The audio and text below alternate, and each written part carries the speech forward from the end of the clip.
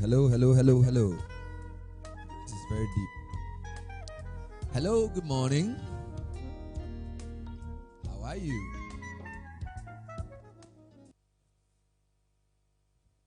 All right. I'm very, I don't know, I'm very happy to be here. I'm so happy to be here this morning for this very important program. Are you happy? Then please smile. And we'd like to ask those sat at the back to move a bit forward so we have a nice tight group. We're shutting this door, we're locking it so that all those who come late, they will pass through the back. I want us to eat the food quickly so that they won't get anything for coming late. Is that a good plan? So we're going to move very quickly. This is a very important program. Don't let the slow start deceive you. It's a very, very important program indeed. And I'm so happy to be your MC. I'm Bernard Avle. I host a radio show on CTFM and a TV show on Channel 1 TV. I'm a journalist. And I was summoned to be the MC for this program, and I was very happy to do it. So I'd like to say thank you all for being here. We're waiting for those at the back to move forward a bit. We are filming some of this, so we don't want to see empty seats in front. So let's move forward. And just to give a quick overview of what we're to do is almost to take stock of a very important journey that we've begun, to know where we are, to know the challenges ahead, to rally partners to support. I believe there's the media who are very important partners in this exercise of gender equity, affirmative action, and all those nice things. So we will have a few speeches, and then we will have a presentation, and then there would also be a couple of panel discussions. So that's how we framed this. And then there'll be an open forum at the end where we harvest lessons and essentially plan a way forward. Is that a good way? Is that a good plan? Okay. Let's put hands together for each other. Let's ginger ourselves. Great. Now, there are so many people to introduce, but the fact is that there are other people here who are doing panel moderations. They'll introduce some of those people. So what I will do first is to welcome, to give us some quick remarks, one of the matriarchs of all of this, Madam Hamida Harrison.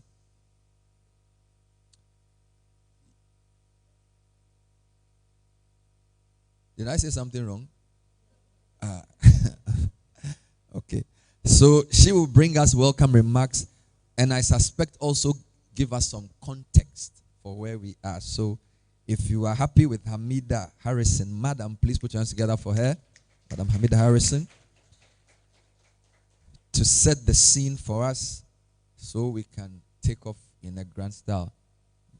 Madam Hamida, it is good to see you in the flesh after a long time. Thank you. Should I hold it for you?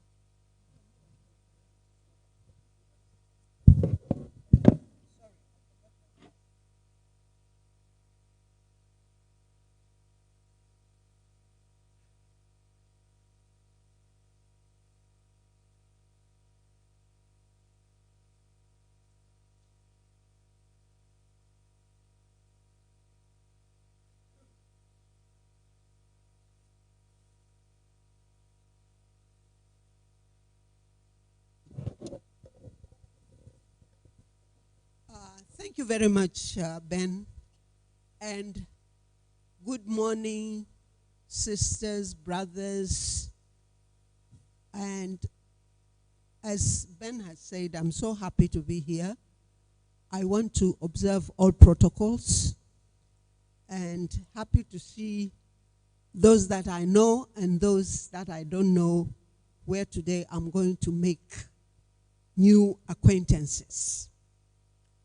I stand here on behalf of Abantu for Development, which is the organization that hosts the Coalition on the Affirmative Action Law. Hosting the coalition indicates our unflinching commitment to the advancement of women's rights and gender equality. Abantu for Development, and many other organizations have followed the agenda of the passage of the Affirmative Action Law in Ghana for over quarter of a century.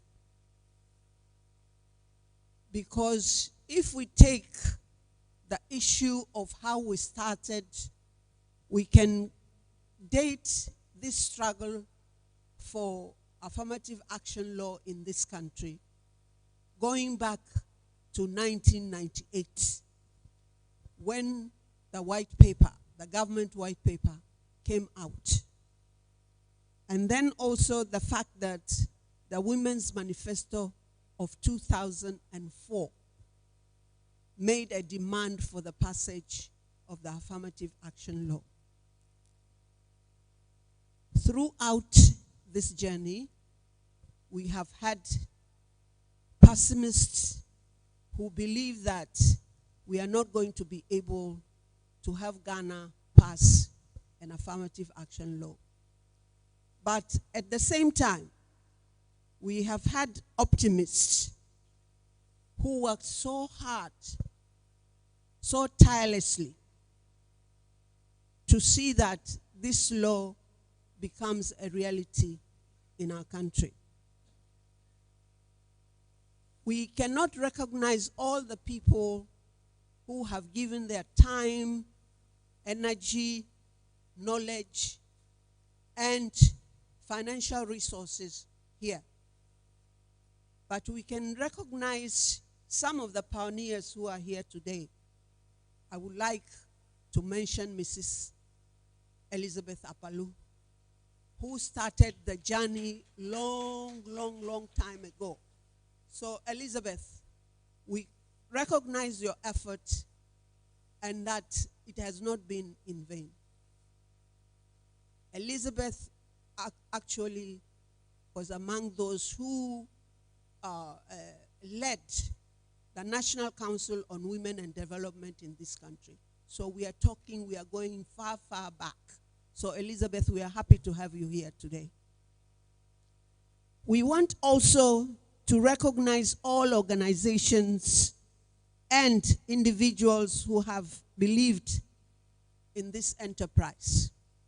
We don't have the time really to mention, but as we are here on the auspices of CDD and also Global Center for Pluralism, we want to recognize them because CDD and Abantu, they have worked so hard. They have been the vanguard. They have worked so hard to find support for the coalition. Through the help, financial assistance that the coalition received from European Union, we have been able to do a lot of work, or the coalition has been able to do a lot of work. So CDD and Abantu being able also to later house the coalition, hosting it, we recognize their effort and we appreciate it. Also Global Center for Pluralism. We remember the time you took us to Parliament. And I think that also gingered the parliamentarians, because I remember when we were there that day, even the pessimism was still there. They were telling us it might not be able, or we might not be able to achieve this endeavor. But you are with us and you are still following us, and we appreciate it. We hope that you can continue to support the coalition throughout this journey, because it's not going to be easy. We want to say also thank you to ASEPA. ASEPA has been very helpful in the struggle to get the affirmative action bill passed.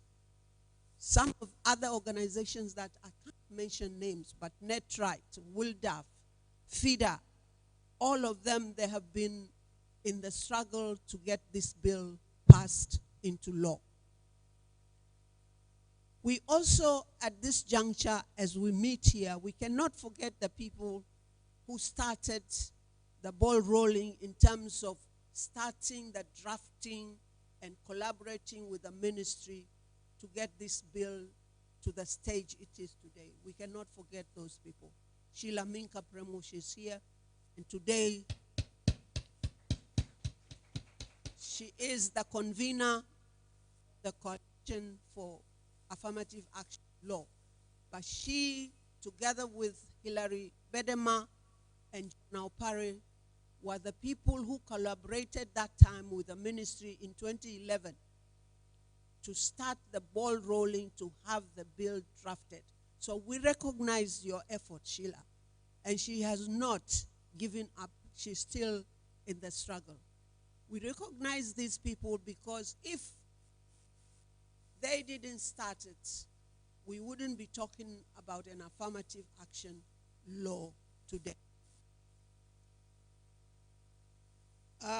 We cannot also claim that the implementation of the Act 1121 is going to be easy, or is also going to solve all the inequality fault lines in this country.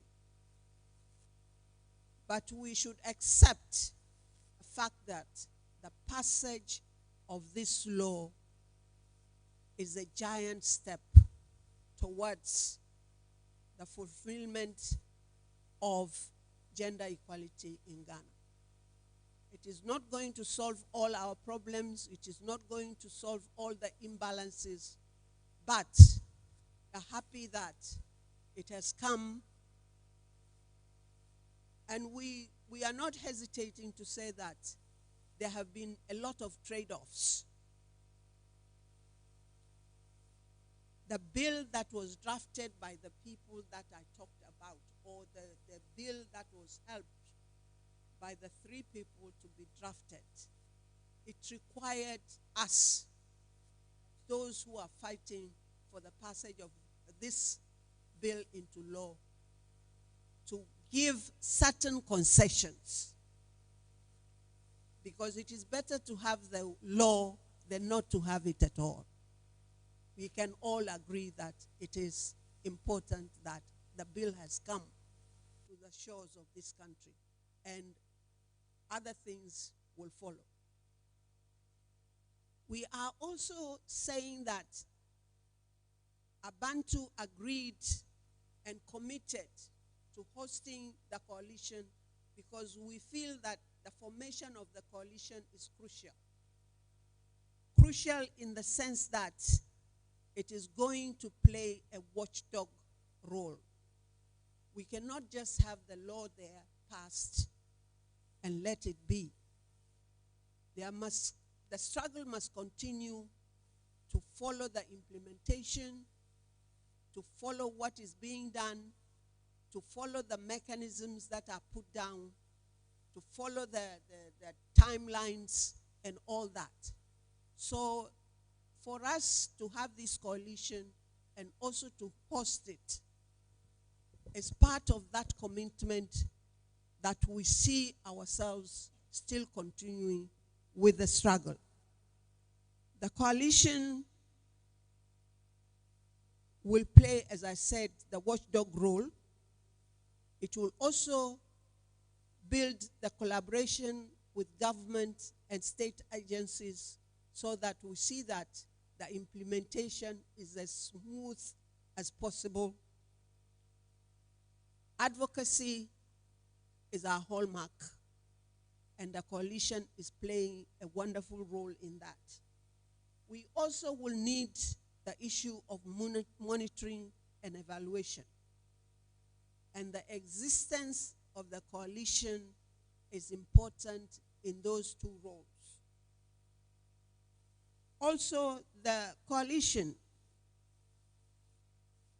not only will collaborate, but can also offer support to government and its agencies in the collection of data, because it's going to be important that collection of data is part of the implementation process. So the coalition can play all these roles, which are very, very crucial for us to know that the law is being implemented very, very smoothly.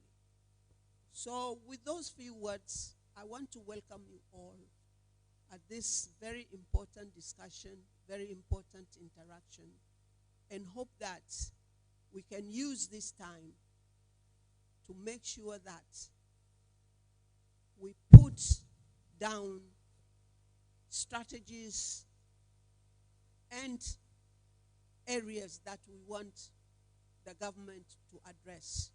It's a pity that maybe we don't, not it's a pity, but it's strange, it's interesting that actually it's almost a year since the law was passed, isn't it? It was passed in July 2024, and we are yet to see the kind of movement that we anticipated.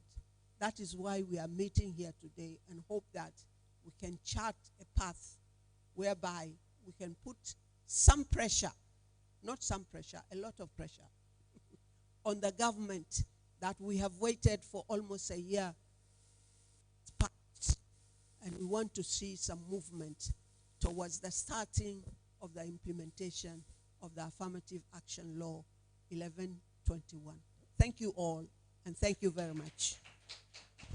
Thank you so much. Let's do it better for Madam Hamida Harrison for giving us that brief but important history, and also putting into context today's program, and also helping us identify what the call to action will be. So as we've said, this program has many partners. She's mentioned CDD, she's mentioned Abantu for Development and the other bodies in the coalition, and also the European Union for their support. She also mentioned the Global Center for Pluralism, and I'd like to respectfully invite the Senior Program Officer for the center. She's in charge of global analysis, Caroline McKee, to bring us greetings. Hey, put your hands together for her. Wonderful. Thank you, Caroline. Thank you so much. My colleague Rob will join me too. Good morning, everyone. As our moderator mentioned, my name is Caroline McKee, and this is my colleague, Rob Gilberry. And we've met many of you this week, so it's nice to see some now familiar faces. And we'd just really like to thank CDD and the Coalition for all of their work up to this point and for inviting us to the space today. We are honored to be here representing the Global Center for Pluralism and to support this important discussion about how we can all collaborate to ensure that this act realizes its full potential. The center is based in Canada with a global mandate to advance pluralism around the world. We believe that societies that center respect, dignity, and belonging of all people are more peaceful, prosperous, just, and democratic. This requires deliberate actions on the part of all members of societies, individuals, communities, civil society, and governments. The ideal of respect for difference and the action of engaging positively with difference make up what we call pluralism.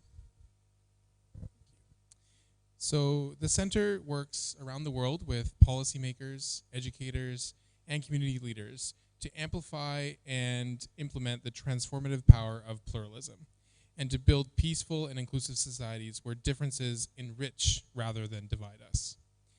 This includes empowering leaders with tools and approaches to engage across difference and convening dialogues around complex issues. In areas experiencing conflict and fragility, the center applies innovative approaches to peace building to include those at the margins of society in shaping more peaceful futures for their communities. The center also recognizes pluralism champions across the world, highlighting the brave work that they are doing to bring people together across difference. We share their stories and good practices with new audiences, and we are in the process of building a community of practice of committed leaders. The center also implements an applied research tool called the Global Pluralism Monitor, which assesses how different groups in society experience inclusion and exclusion. And we have some materials we will leave in the room if anyone's interested in our reports. So across political, social, economic, and cultural domains, The monitor informs decision-making to address root causes of exclusion. To date, the monitor has been applied in 20 countries, including here in Ghana. The Global Pluralism Monitor Ghana report provides a holistic, wide-angle view of gender, ethnicity, religion, and regional diversity in Ghana. In partnership with CDD-Ghana, we launched our report here in Accra a couple of years ago and co-hosted a roundtable on the Affirmative Action Bill. At those events, participants found value in the monitor to demonstrate how the bill, at that time bill, would benefit not just women but all Ghanaians. We engaged with parliamentarians, as was mentioned, as well as leaders in eastern and northern regions of the country to consider the findings of the report and explore ways to improve opportunities for inclusion of groups at the margins of different Ghanaian society. We are inspired by the wide variety of actors that the coalition has brought together today, and we are committed to continuing to collaborate on this vital work. And so we thank you all for being here, and we look forward to today's dialogue. Thank you so much. That was wonderful. I like the style. I wish I would get a co-MC to also help me with my delivery. Thank you so very much, Caroline. So we're grateful for the speech and also for the support. Now, one way to think about today's program is using the letters SPP. So we have 3 speeches, 1 presentation, and 2 panels. So that's what we're doing. We've done 2 speeches already. So we have the final speech, and then we'll go into a presentation that sort of solidifies the context for us with Auntie Sheila. Then we'll have 2 panels ably moderated by everybody's favorite moderator, Dr. Esther Ofe Abuaji. Let's give her the first round of applause because we're many rounds. Auntie Esther, we celebrated her birthday a few weeks back, and she's such a precious person to us in the civic advocacy space. May my fans, so that when you take over, you do everything. So I'm giving you a friend of mine said flattery will take you very far. But I mean every word of what I'm saying. So the final speech for this first part will be delivered on behalf of the Minister for Gender. We understand that she's unavoidably absent because she had a major clash. But I'm sure the person coming to speak for her will explain better. He's a program officer for the Ministry of Gender, Children and Social Protection, Mr. Isaac Mensah. So let's welcome him. And he will explain why his boss is not here. And then he will attempt to deliver with the same gusto the speech that she has carefully written. We'll be praying for you. Good luck, my brother. Thank you, Bernard. Good morning. So I want to observe the protocol below. The board chair of CDD-Ghana, the Secretary General of the Global Center for Pluralism, ably represented by our Senior Programs Officer, the convener and members of the Affirmative Action Coalition, our friends from the media, distinguished invited guests, ladies and gentlemen. I bring you warm greetings from the Minister for Gender, Children and Social Protection, Honorable Dr. Agnes Namumulate, who could not attend this meeting to discuss this national, to have this national dialogue on the implementation of the AA Act due to her engagement in another equally important national assignment. She has requested me to express her sincere apologies to you and read these statements on her behalf. So, if you will indulge me. The passage of the Affirmative Action Act in July 2024 marked a significant moment in Ghana's quest for inclusive governance, gender equity, and sustainable national development. As you may be aware, this important law aims to ensure that women are progressively represented in key decision-making positions across both public and private sectors. It targets a minimum of 30% representation by 2026 and ultimately 50% by 2034. Today's gathering allows us to assess our current status, reflect on what we have accomplished, and most importantly, reaffirm our commitment to making the full implementation of this act a national priority. Ladies and gentlemen, I would like to provide a brief update on the efforts made by the Ministry of Gender, Children and Social Protection and its partners toward the effective implementation of the Act. In accordance with the Act, the Ministry has started putting the necessary measures to constitute the Gender Equity Committee to guide and oversee the implementation of key provisions of the law. To this effect, letters were sent to the various institutions asking for their representatives. I am happy to report that the list of nominees has been compiled and forwarded to the Office of the President for review and approval. Again, a costed strategic plan for establishing the secretariat to the committee has been submitted to the Ministry of Finance for funding. The secretariat will support the Gender Equity Committee's work and coordinate awareness and implementation of activities. The ministry is also discussing with other development partners, including the World Bank, to secure further support to operationalize the secretariat. To fully implement the Act, work has started on drafting a legislative instrument. An initial meeting has already taken place between the Ministry of Gender, Children and Social Protection and the Office of the Attorney General and Ministry of Justice. There will be a broader stakeholder consultation in the coming weeks to fully enhance the drafting and ensure that the needs of all sectors are met. Also, as part of our initial awareness strategy, the ministry has distributed copies of the Affirmative Action Act to key stakeholders, including the security services, ministries, departments and agencies, as well as metropolitan, municipal and district assembly, and our development partners. The ministry has also developed and shared infographics to help institutions understand their roles and responsibilities in implementing the Act. These materials are being used for advocacy and training sessions across various platforms. Ladies and gentlemen, while we recognize these early achievements, we are also aware of the concerns expressed by some stakeholders about the pace of implementation of the Act. This dialogue is therefore necessary to discuss how we can work together to come up with practical ways to fully achieve the goals of the Affirmative Action Act. As a way forward, we humbly request that all stakeholders here continue supporting the ministry as we work together to make gender equity not just a legal requirement, but a real experience for every Ghanaian. I want to thank the CDD-Ghana, the Global Center for Pluralism, and the Affirmative Action Coalition for creating this platform for this important national discourse. I want to thank you all for being here and participating in this discussion. Together, let us create a Ghana where every child, woman, and every girl has the opportunity and platform and power to lead. Thank you for your attention. I hope I did a good job explaining Honorable Minister's absence. I actually want you to give me the speech because I want to use it on air because you say you are doing some things. So I want to be able to track it. So I'll come for it. Can I take it? Because you listed specific things.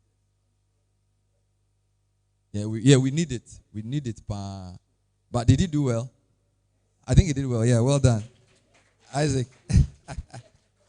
It was very good. But it was rather short though. Is it? It's good. Okay, cool. Then I'll take it from you. It shouldn't be too, when they are long, if they don't have anything to say, they are winding. Okay. He came to show what they are doing. All right, I'll take it from you. So Isaac, great job. He's a program officer at the Ministry of Gender, Children and Social Protection. Now, Mrs. Sheila Menka-Premo will now take us through a presentation on the journey so far, giving us a good platform to enter our panel discussions. So I'd like to respectfully welcome her with a round of applause, please. Convener of the Affirmative Action Law Coalition. And congratulations on getting it passed at least. At least we've passed it. So now we'll make sure it's implemented. Thank you. Thank you very much. And I stand on all the existing protocols, recognizing those who supported us in having this workshop done, CDD, which is whose board chair is here, the Global Pluralism team, which is here, the steering committee members, some of whom are here. Mrs. Elizabeth Apalu has already been recognized. We have a few others also around, as well as representatives from the ministries, departments, and agencies who are with us, and everybody else, particularly our moderators who are also here to help us. So my role this morning is to take us through the journey so far for the Affirmative Action Law, which has been passed. Becky, do we have it ready? And I'm thankful for the privilege to be here to make this presentation. I'm just waiting for the PowerPoint to be put up so I can go through it. Okay. So it has appeared. Thank you so much. So an outline of the presentation, I'll give a few introductory remarks. I think Auntie Hamida and the ministry has said a few of the things, but I'll still repeat a few things. The chronology for the law that has come up. A quick look at the Affirmative Action Act, current representation of women in Ghana, some roadblocks faced so far, and some opportunities and strategies, and the conclusion.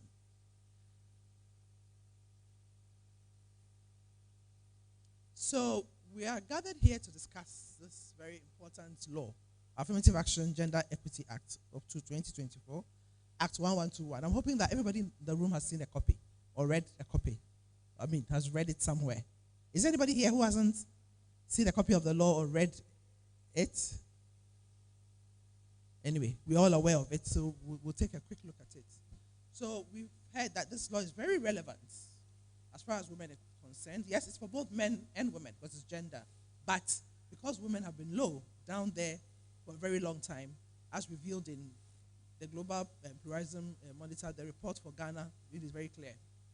And many other researches which have gone on over the years. Women in Public Life, Mrs. Apalu led that research some time ago, and Abantu, our host, has also done a lot of work. So the reality is that it's a law which is supposed to ensure gender equity, but women are down, so a lot is being done. And this law is supposed to try to move us up when it comes to leadership. So the law was passed by Parliament on the 30th of July, but it was assented to by the President on the 11th of September. So effectively, the law came into effect in September 2024 when it received presidential assent. So this landmark legislation represents a crucial advancement in Ghana's efforts towards gender equity and women's empowerment. I'm sure that we are all aware, in 2020, most of us participated in the population census and housing census that took place. The results shows that women outnumber men, 50.7% against men. But when it comes to leadership, political leadership, and particularly, which is more obvious, as well as other areas of leadership as well, we see that women, our numbers are a little low. We are inadequately represented. And the key thing is that the fewer women we see in formal decision-making positions, the less likely it is that decisions made are working in favor of gender equality. Because the one who is in key leadership will be thinking along issues relating to their sex. So what are the causes of marginalization? I'm sure you're all aware of several research reports out there which indicate some of the reasons. So basically, it's not an equal playing field. Women and girls enjoy less rights and power in Ghana.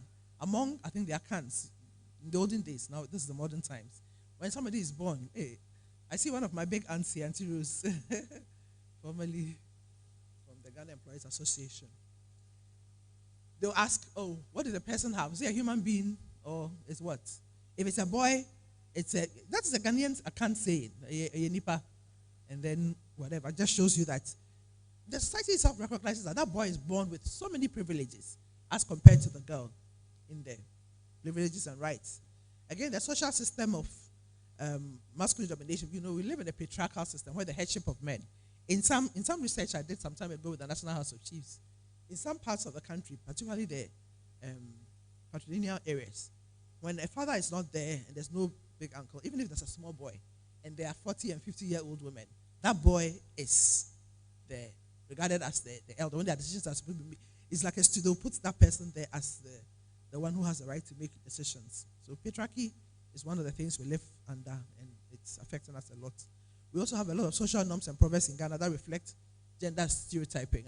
I'm an Akan, so I know some of the Akan ones. What's it? Obakita tia, etribema demo, meaning if a woman has money to buy a gun, it's not in her, it is in the man's room where it is. Obaton, they said what? In Yadwa, which is garden X, and not Atudru. In the olden days, they had these pellets, which also look round like our garden eggs, etc. So there are so many things that are said. Among the traditional authorities, they will tell you that you would normally see a chief and a queen mother sitting together. But when the two are together, you never hear, the woman never talks. Because the saying too is that if the man needs advice, he will get the advice behind the house. Like they go and seek advice from the woman, not in public. All these are reflections of gender stereotyping. Again, from our political history, women were slower in getting formal education. Before our interaction with the colonial list, what we were doing was mainly farming. Both men and women were involved in it. Yes, hunting was a man's job, etc. But in our interaction with, at least particularly our last colonialists were the British, who came around their Victorian, when they were in their whole Victorian era themselves, they gave opportunity for men to be educated, and women didn't get formal education until much, much later. And therefore, when they were looking for people who were ready and equipped to speak the English well, etc., it was most of the people who were available were men to take the race. So they got into all the various ministries and government bureaucratic spaces. That second set of things we like to think about is, what is the justification for the passage of the act? And because some people have even questioned, is it relevant to have come up with this law? Is it really necessary? We are saying that it is very necessary. I've already talked about the marginalization of women that we have in our country, and there's a need to address it. This marginalization is also reflected around the executive arm of government, in parliament, in terms of the numbers that we have. We'll be seeing the numbers soon. Then we have what we call the constitutional argument. Basically, Article 17 of Ghana's 1992 Constitution says there should be no discrimination on the basis of gender. That's people of both genders should be treated equally, as well as other areas, race, natural religion, etc. But for us, our interest is in gender. But then Article 17.4 makes an exception. It says that where historically it's been found that there's been gender discrimination, which affects social, economic. It talks about social, economic, and education. Then there is nothing wrong for Parliament to pass a law to address the imbalance. It mentions, like I said, social, educational, and then educational. Somehow, in that particular clause, it didn't mention political. And it's one of the issues that we've raised with the Constitutional Review Commission, that you should make sure that it's also there. So the law which was passed, one of the rocks on which it stands is Article 17.4. Research, as we've already indicated, shows that there's been a lot of discrimination when it comes to education imbalance, when it comes to social as well as the rest. So the law, it was time that law got passed. Inadequacy of policies. Remember Auntie Hamida in her presentation mentioned the 1998 policies that came out. In 1995, Ghana was part of the Beijing conference that took place. One of the key 12 critical areas of concern that was identified in the Beijing platform for action is women in power and decision making. So in 1998, they came up with a document, white paper policy, on a number of policies to ensure that they try to start addressing gender discrimination. The girl child education units of the Ghana Education Service was set up around that time. The public universities started implementing affirmative action policies to give opportunity to girls, because it was realized that girls are burdened. Usually, when they go to school, both boys and girls go to school. When they come back from school, the boy, if he chooses, can go straight to continue learning or at least go and do exercise and come and learn. The girl has to go and help the mother in the kitchen, sometimes for hours, etc., and had little time. So we realized that when that policy was implemented, most of the girls who were accepted with slightly lower grades ended up doing excellently. The university environment, they could stay in the school and do what was expected of them. So that was implemented.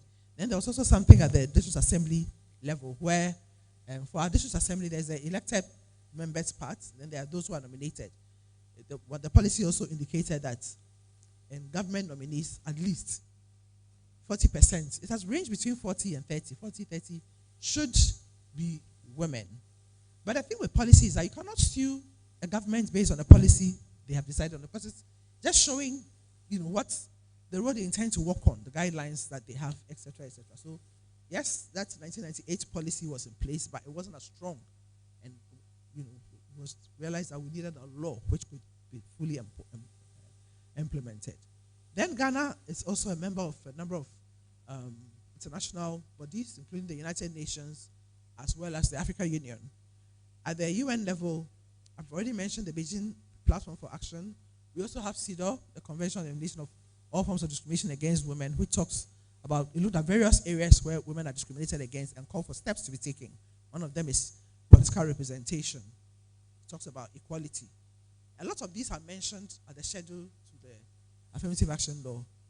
Then we also have the recent UN Sustainable Development Goals, which also talks about, particularly Goal 5, and I think Goal 10, talk about gender equality and addressing inequality.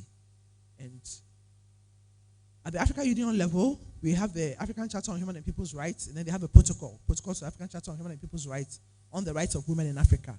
In short, it came out in Maputo. They call it the Maputo Protocol. That also called for equality when it comes to political representation, etc. Then it's also been realized that many countries where you now have, at least, gender discrimination has been addressed, it took legislation to get it there. It just doesn't happen. In the Western world, in the Scandinavia that people mention, in many other countries now, it took a conscious law to make sure that this happened. But we like to refer to Africa. In Rwanda, they had constitutional provisions on affirmative action, and this has worked so well.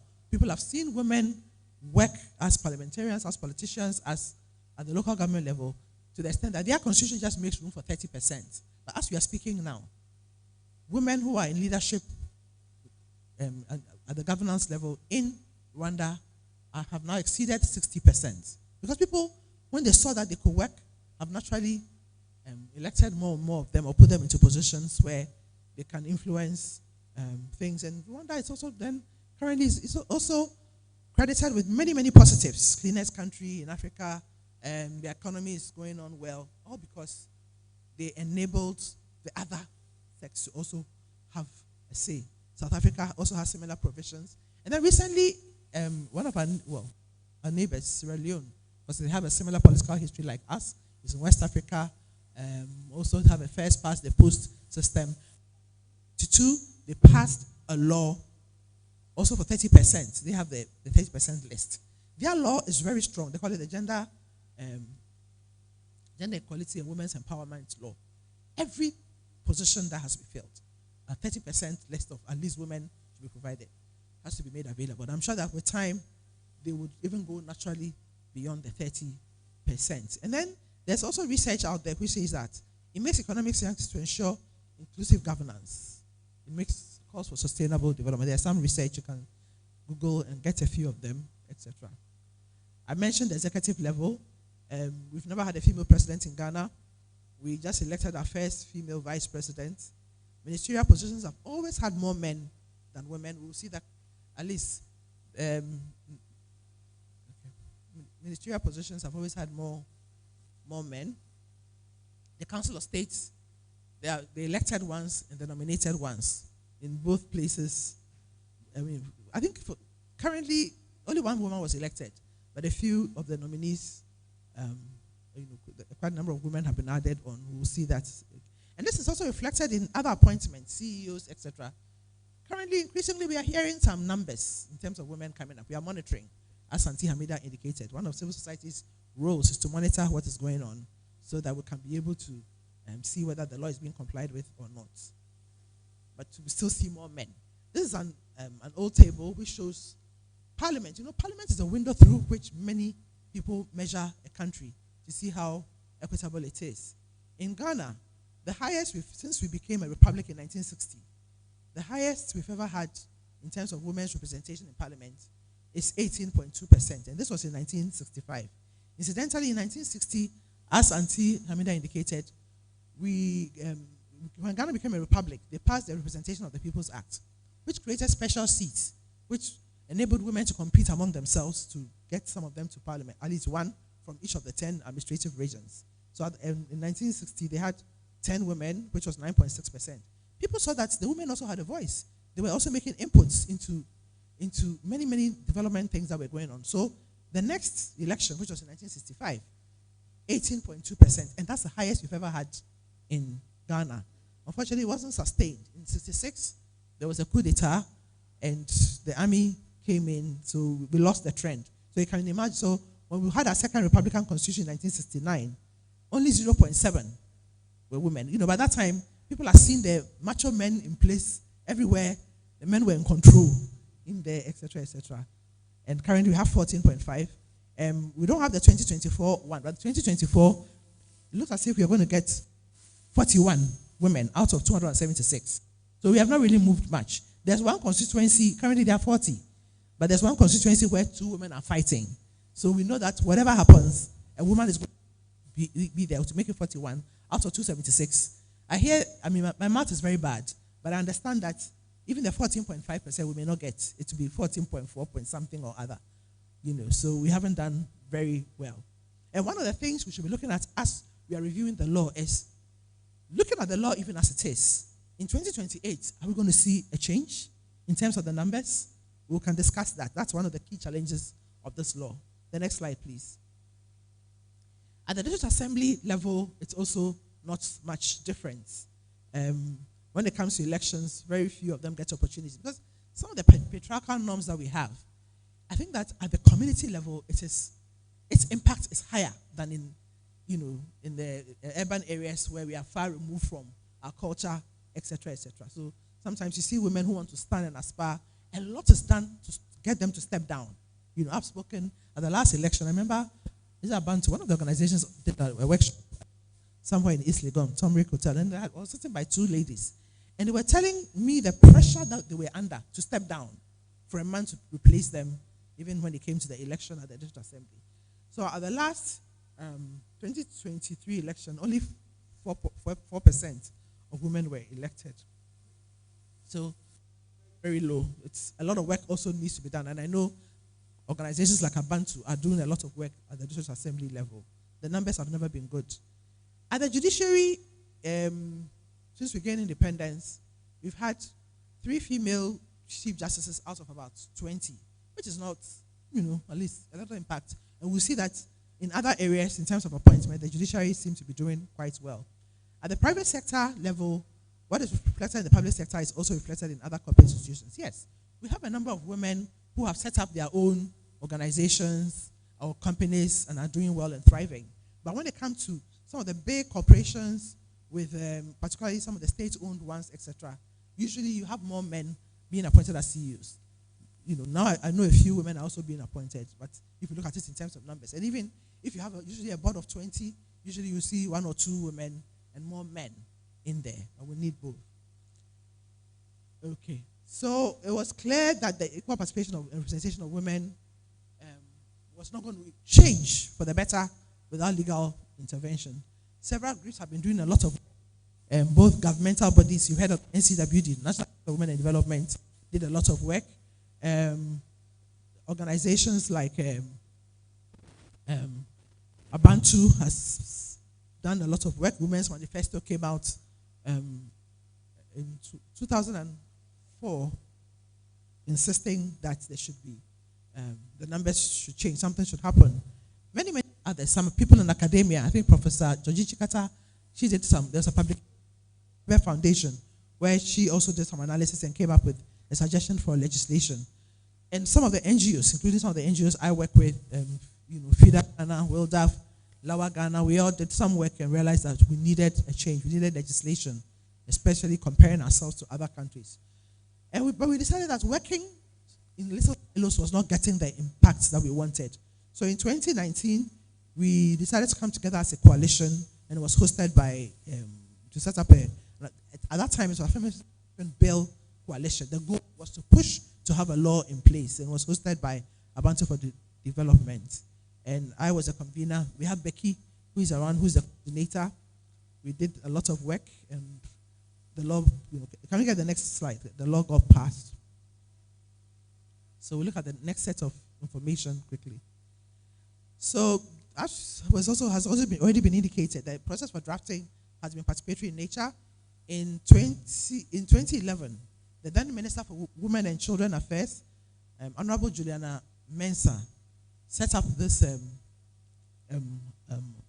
21-member committee, and I had the privilege to work with the committee. Some of us are also here. It was both MDAs and representatives from political parties, all together. We did a lot of work, and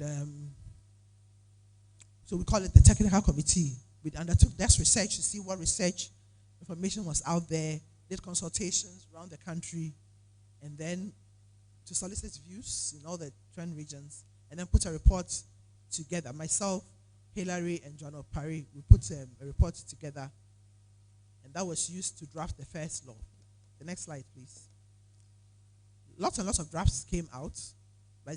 So the first draft was in 2013, and then the last draft was in 2024. In 2016, the then minister, Honorable Nanoye at that time, took the bill to Parliament. It was actually late, but it was in October 2016, and we had elections in December. So the bill didn't have the chance to mature, and it lapsed. Then it went through several other drafts until 2024. So there was a bit of a lapse where we had a minister, but the minister wasn't really available. So a substantive minister was appointed in December 2022. That's Honorable Zuera. And she sent an updated copy of the bill to Cabinet in March 2023. It received approval in September 2023 and was laid in Parliament. Originally, it was laid under a certificate of urgency for some reasons we can't really talk about, and then it was referred to the Gender and Children Committee, and they realized that this was not a law that you can take through. Normally, when a law goes through a certificate of urgency, it's supposed to be in Parliament for max 3 months, 90 days, it should be passed. Usually, they use it for tax laws, etc., where you don't really debate the substance too much, and they realized that the way this law was, they needed more input. So they suggested that it should go through the normal process. In February 2024, so then they invited members, because it was going to go through the normal process, they invited members from organizations. We, at the coalition, I think CDD and a few others, submitted memos. In February 2024, they called all of us, went through the law, looked at comments that we had. They realized that there were a lot of problems with the drafts of the law, the 2023 draft. So after collating all the views together, they sent the law back to Parliament for them to update it with the comments that have been made. And this resulted in the 2024 version of the bill, which came out. So once that came out, they withdrew the 2023 version, and the 2024 one was laid again in Parliament. And it was laid on the 14th of June for the third time, we would say. The bill went through the first reading, was referred to the Committee on Gender, but because they knew they had done a very extensive stakeholder consultation, which was done with the support of ASEPA, which also contributed a lot towards this process. First, they didn't do much to it, and then they referred it for the second reading. The good thing the minister then did was, in between, she organized what they call a winnowing session. A winnowing session is one of the tools in Parliament where you can call a few people from both sides of the House, take a law you want to move quickly to them, and tell them to look at it. What is your side saying about this clause? What is this one saying about it? A lot was done. It was at that particular meeting, one of the first things, the minister asked us the coalition to come and support the hearings, the deliberations. They said nobody in Parliament wanted to see, at that time it was Affirmative Action Gender Equality Act. They said no. If it goes, the word equality goes, it will not go through, because they saw that the law was going to go through an equitable process until it reached equality, and therefore it's changed to equity. I remember some of us were a little upset, but eventually it was like, if you don't agree to some of these things, then that law is not going to go anywhere. So a lot of changes were done, provisions were taken out, some were introduced, etc., etc. So by the time it went for the second reading in Parliament on the 21st of June, it's almost like a ready-made, everything, all the sides have agreed on certain issues. So consideration, which is when the whole House will look and take votes on each clause of the House. It took place between 22nd July and 29th July. And all this time we were in Parliament making sure that we were following what was going on. Thank you. Yeah. We also had a very supportive speaker. The speaker was also interested in getting this law done. So he also, kind of made sure that it was of the business of the day for this, within this very crucial period, almost like a week. Things went very fast. And the third reading was done on the 30th of July 2024, when the bill was passed by Parliament. And for me, it was one of the happiest days of my life, I would say. When Parliament were very happy.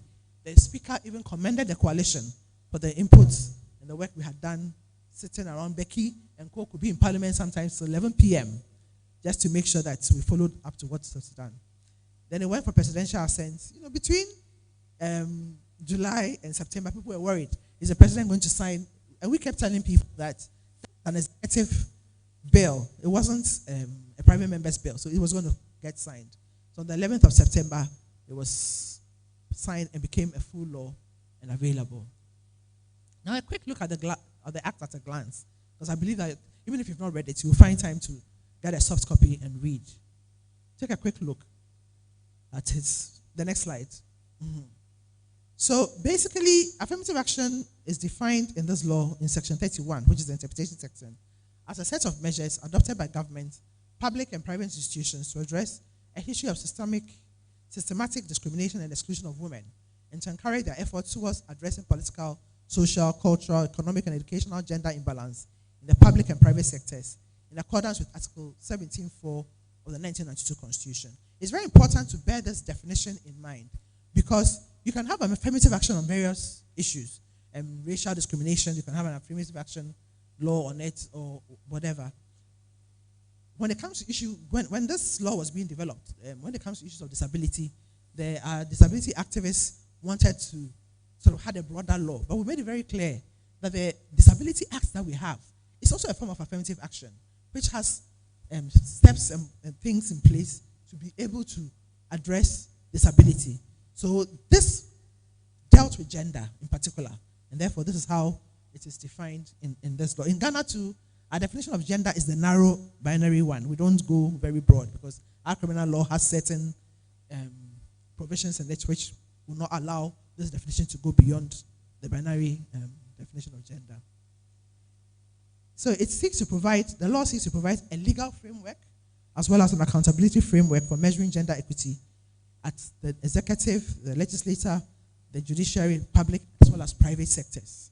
It seeks to promote a progressive increase in the active participation of women in particular in public life from a minimum of 30% to equality in 50% by the year. Originally it said 2030, but the final law said 2034. The idea was that we're supposed to meet the SDG 5, which says that by the year 2030, you should have reached parity.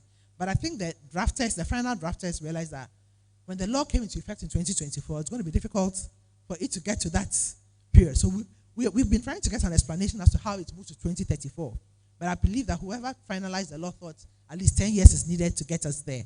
So in the text of the law itself, it says 2034. Yeah, but originally it was 2030 in the bill. Then every law in Ghana and our lawmaking process, every law has a short title and a long title. So the short title is Affirmative Action in bracket Gender Equity Act of 2024 Act 1121. And the long title is An Act to Provide for Gender Equity in Public and Private Sectors and for Related Purposes. So the law has 31 sections and 7 schedules.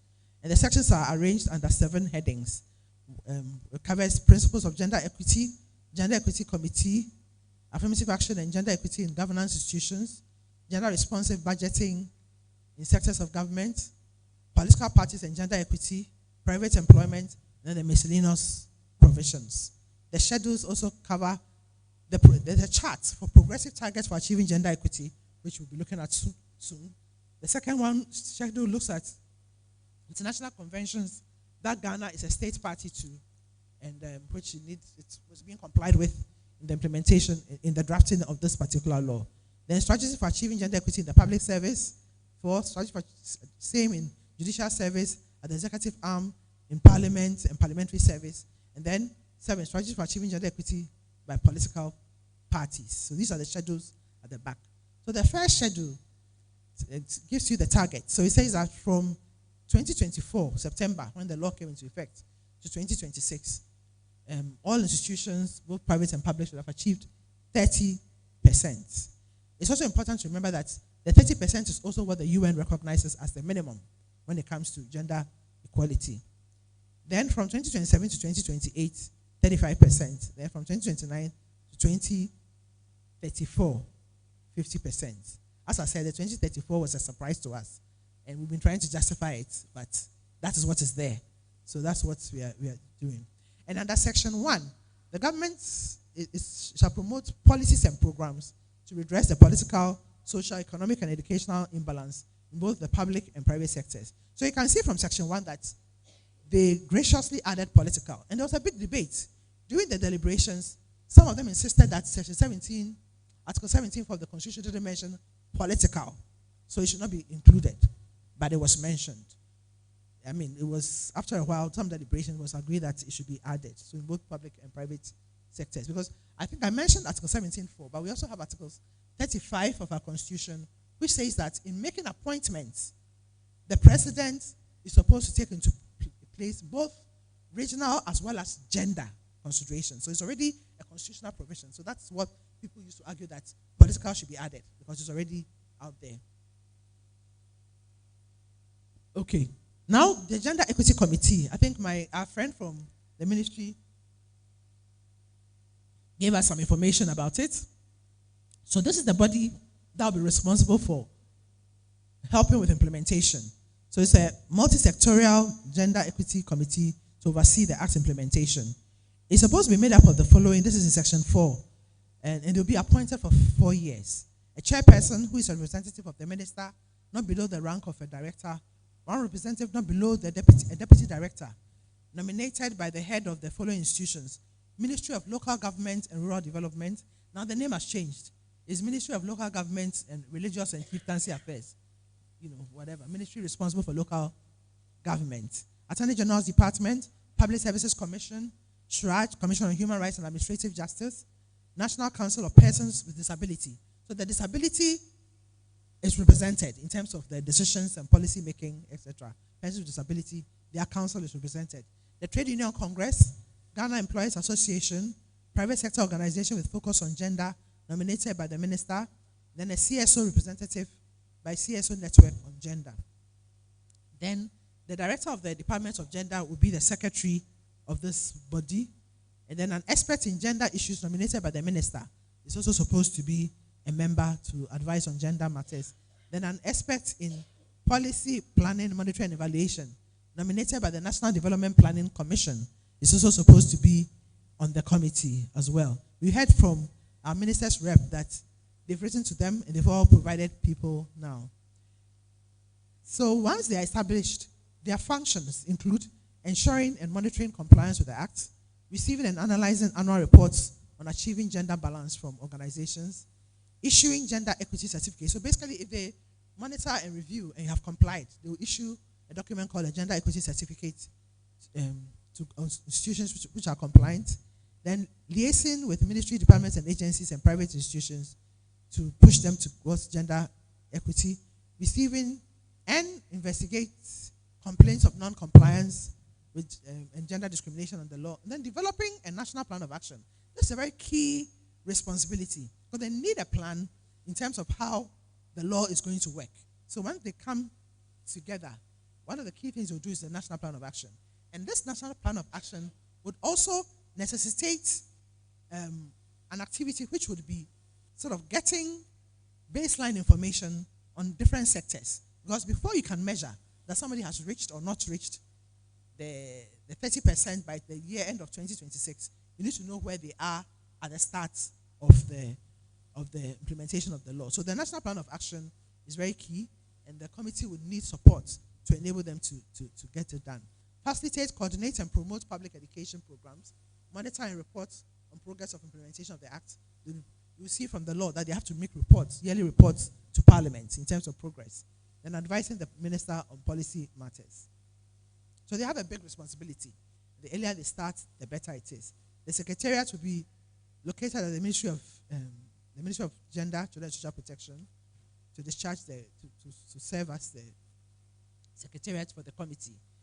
And then, as I indicated, the Gender Equity Compliance Certificate is to be issued annually by the Minister on the recommendation of the GEC to deserving organizations who have met the criteria. Public sector, sections 14 to 17 is about public sector appointments.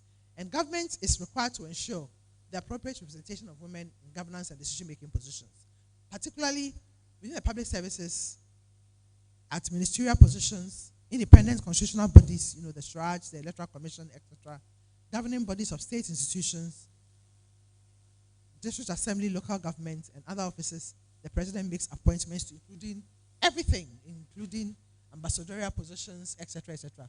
So as civil society, one of the things we are doing is to mark out some of the areas where the president appoints and to see the numbers anytime they come out. A number of strategies are set out in the 3rd, 4th, and 5th schedules to roll this out more. Then section 18 is gender equity in parliament and parliamentary service. So the institution itself, not how you get there, but the institution. So it indicates that the speaker and leader of parliament shall ensure the progressive achievement of the targets in the schedule, that's schedule 1, in appointments to positions as well as committees in parliament. So this one is looking at the leadership of parliament as well as the parliamentary service. The parliamentary service is headed by the clerk of parliament. It's supposed to ensure that there's gender representation. It talks about committees. The thing is that if currently only 40 women out of 276 and you're appointing people to committees, how are you going to make sure that adequate women are represented? It's very difficult. Then parliament is also required to require accountability from ministry departments and agencies of government by ensuring that, so when they call different ministries, etc., to come, they can also ask them how far they are achieving the targets which are set in this law. Then the strategies for gender equity in parliament are also set out in the 6th schedule to the law. Then another key thing is gender responsive budgeting. This is section 19. It says that the government shall take steps to promote gender responsive budgeting in all sectors. MMDAs and government agencies are to include a budget line to deal with gender-specific and gender-sensitive issues identified in their plans. And the ministry responsible for finance shall ensure the provision of adequate resources for the implementation of prioritized gender equity policies, programs, and projects. What immediately comes to mind is Ministry of Education.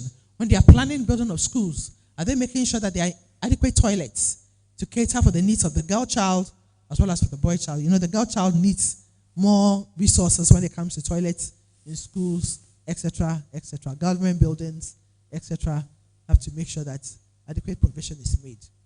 Then another key provision in the law is that on political parties. For me, I know it is one of the weakest provisions in the law. We're hoping it will be made stronger, or why it couldn't be made stronger than it is. So it says that a political party shall ensure achievement of the gender equity targets in the same fair schedule, starting with 30% in participation and representation in party politics.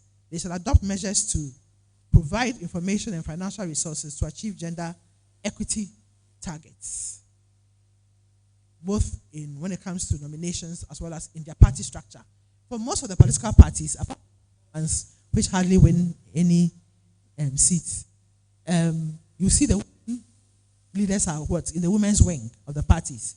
When it comes to chairpersons, vice chairs, etc., etc. You hardly see any women there. So parties must factor gender equity targets in the sponsorship of candidates for elections and appointment as party officials. They're also supposed to submit gender equity reports in their annual reports to the EC. There are some strategies out there. We'll talk about some of the challenges of that particular section, section 20.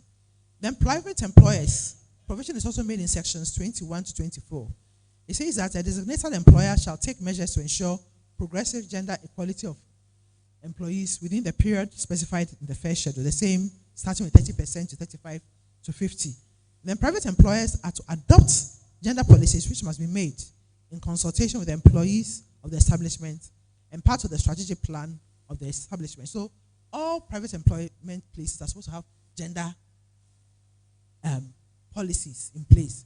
It didn't say the same for the government institutions. Okay? Then there are also incentives. Tax incentives have to be given to employers who apply to the Minister for Finance after complying with this in the first 12 months of the commencement of this act. Some private sector organizations are very worried. They think that the 1 year is almost up and the structures are still not in place for them. We spoke to one of the chambers. They asked us to come and talk to them, and some of their lawyers indicated that they have sent their the fact that they've complied with the for some of the multinationals, compliance with diversity issues is very key to them. So they said they've applied, and when are they going to get the Minister of Finance clearance? I said, well, the ministry is still yet to set up the GEC, and I believe that until the GEC is in place, it's difficult. So I don't know whether there should be some amendments to stretch the time. Otherwise, by the time the GEC is ready and in place, maybe the 1 year would have passed, and nobody would have benefited, and that would be a big shame. It's an incentive, and with incentives, you have to make sure you try and provide it. Again, when it comes to issues of procurement, companies, private employers who have complied would also receive priority when it comes to procurement for government services. We know the contracting companies, etc., in there. Then for miscellaneous provisions, there are some key provisions which are very important to touch on. One is a grievance procedure. If somebody is not complying, they're really not complying, what you can do, section 25.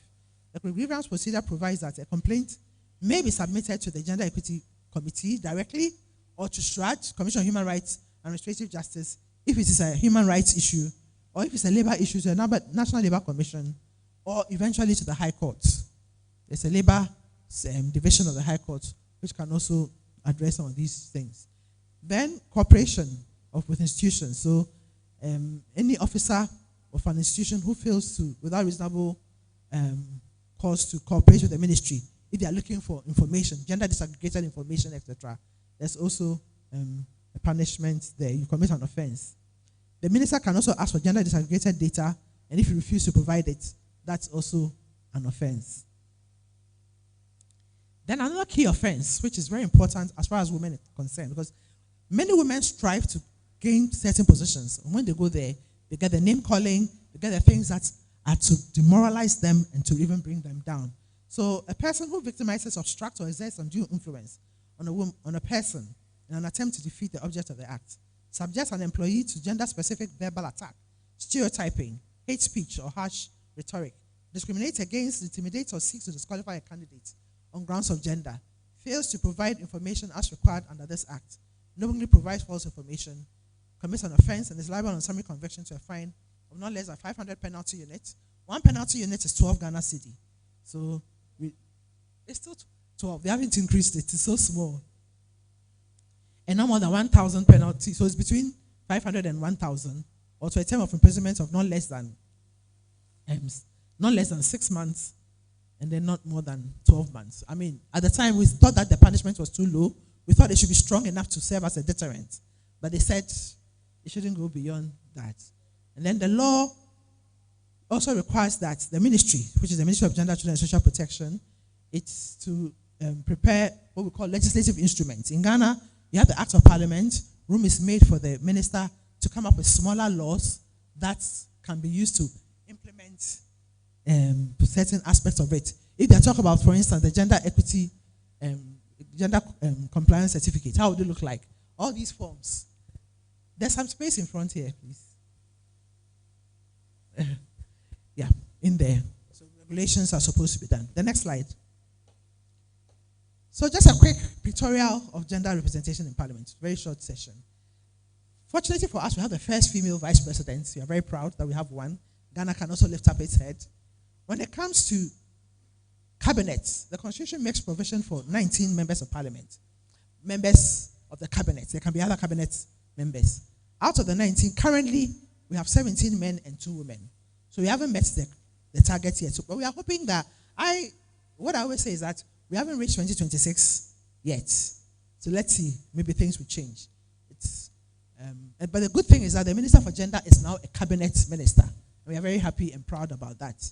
When it comes to the other ministerial positions, at a certain point, we had 56, out of which 46 were males and 10 females. I guess the numbers are still coming up, so we are still measuring, but we want to remember Section 14 says that for each of these institutions, we want to see certain numbers in place. So we are still counting. Council of State, when it came to elections, in the 16 regions, only 1 woman was elected. So out of the 31-member Council of State, we have 8 women, which makes it 25.6%. Not too bad. It's getting close. For the 7 appointed, some are institutional reps, like there should be a former CJ, there should be whatever. So we have 7 appointed by the president out of the 15 appointees, making it the 25%. Yeah, it's close, but we are still not at the 30. This assembly, I've already mentioned that it's also the elected people in 2020, the numbers are low. For those who are appointed, it's an ongoing process. And we are hoping that by the time they finish with the process, at least we'll see more women in these leadership positions, still collating. Parliament, we know the numbers, 276, 40 women. Once Ablikruma is enough finishes, we'll get 41 women. The number is not good. I hear it's 14.49%. One of the institutions which has already crossed the mark is the Judicial Service. And I believe that it is because in 2011, they adopted a gender policy. They did the situation analysis, saw that the numbers of the women were very low. So they started putting structures in place. So currently, overall, these are the numbers: Supreme Court, Court of Appeal, etc. The percentage composition, we have 50.3% male and 49.7% females. So for me, this is one of the institutions that will get the certificate, even at the start. They are almost at the end game. So they will definitely go through the process. That is, if the numbers don't change. From time to time, they keep appointing judges, changing things. Supreme Court, I think by the time they finish with the current new sets, the numbers there will change. But this publication, you see it in their diary, Judicial Service Diary. That's where we picked it from. So these are the numbers they have now. It looks good. At 2026, we'll come again to see whether it's still the same or it has changed. I know that the numbers at the Supreme Court is going to change. You're going to get more males appointed and added on to bring the percentage down. Can we go to the next slide, please? Then in terms of CEO appointments, etc., we're also seeing a few women. Security services have 2 females, fire service, prison service. We are very proud of that. CEO, MD appointment is ongoing. EPA, Environmental Protection Agency, has a woman. Petroleum Commission also has a woman. Petroleum Commission, Minerals Income Investment. So a few, but we are monitoring. So we are keeping track, and we are hoping that the numbers would come up, because we have very capable women who are also will also be able to fill these positions.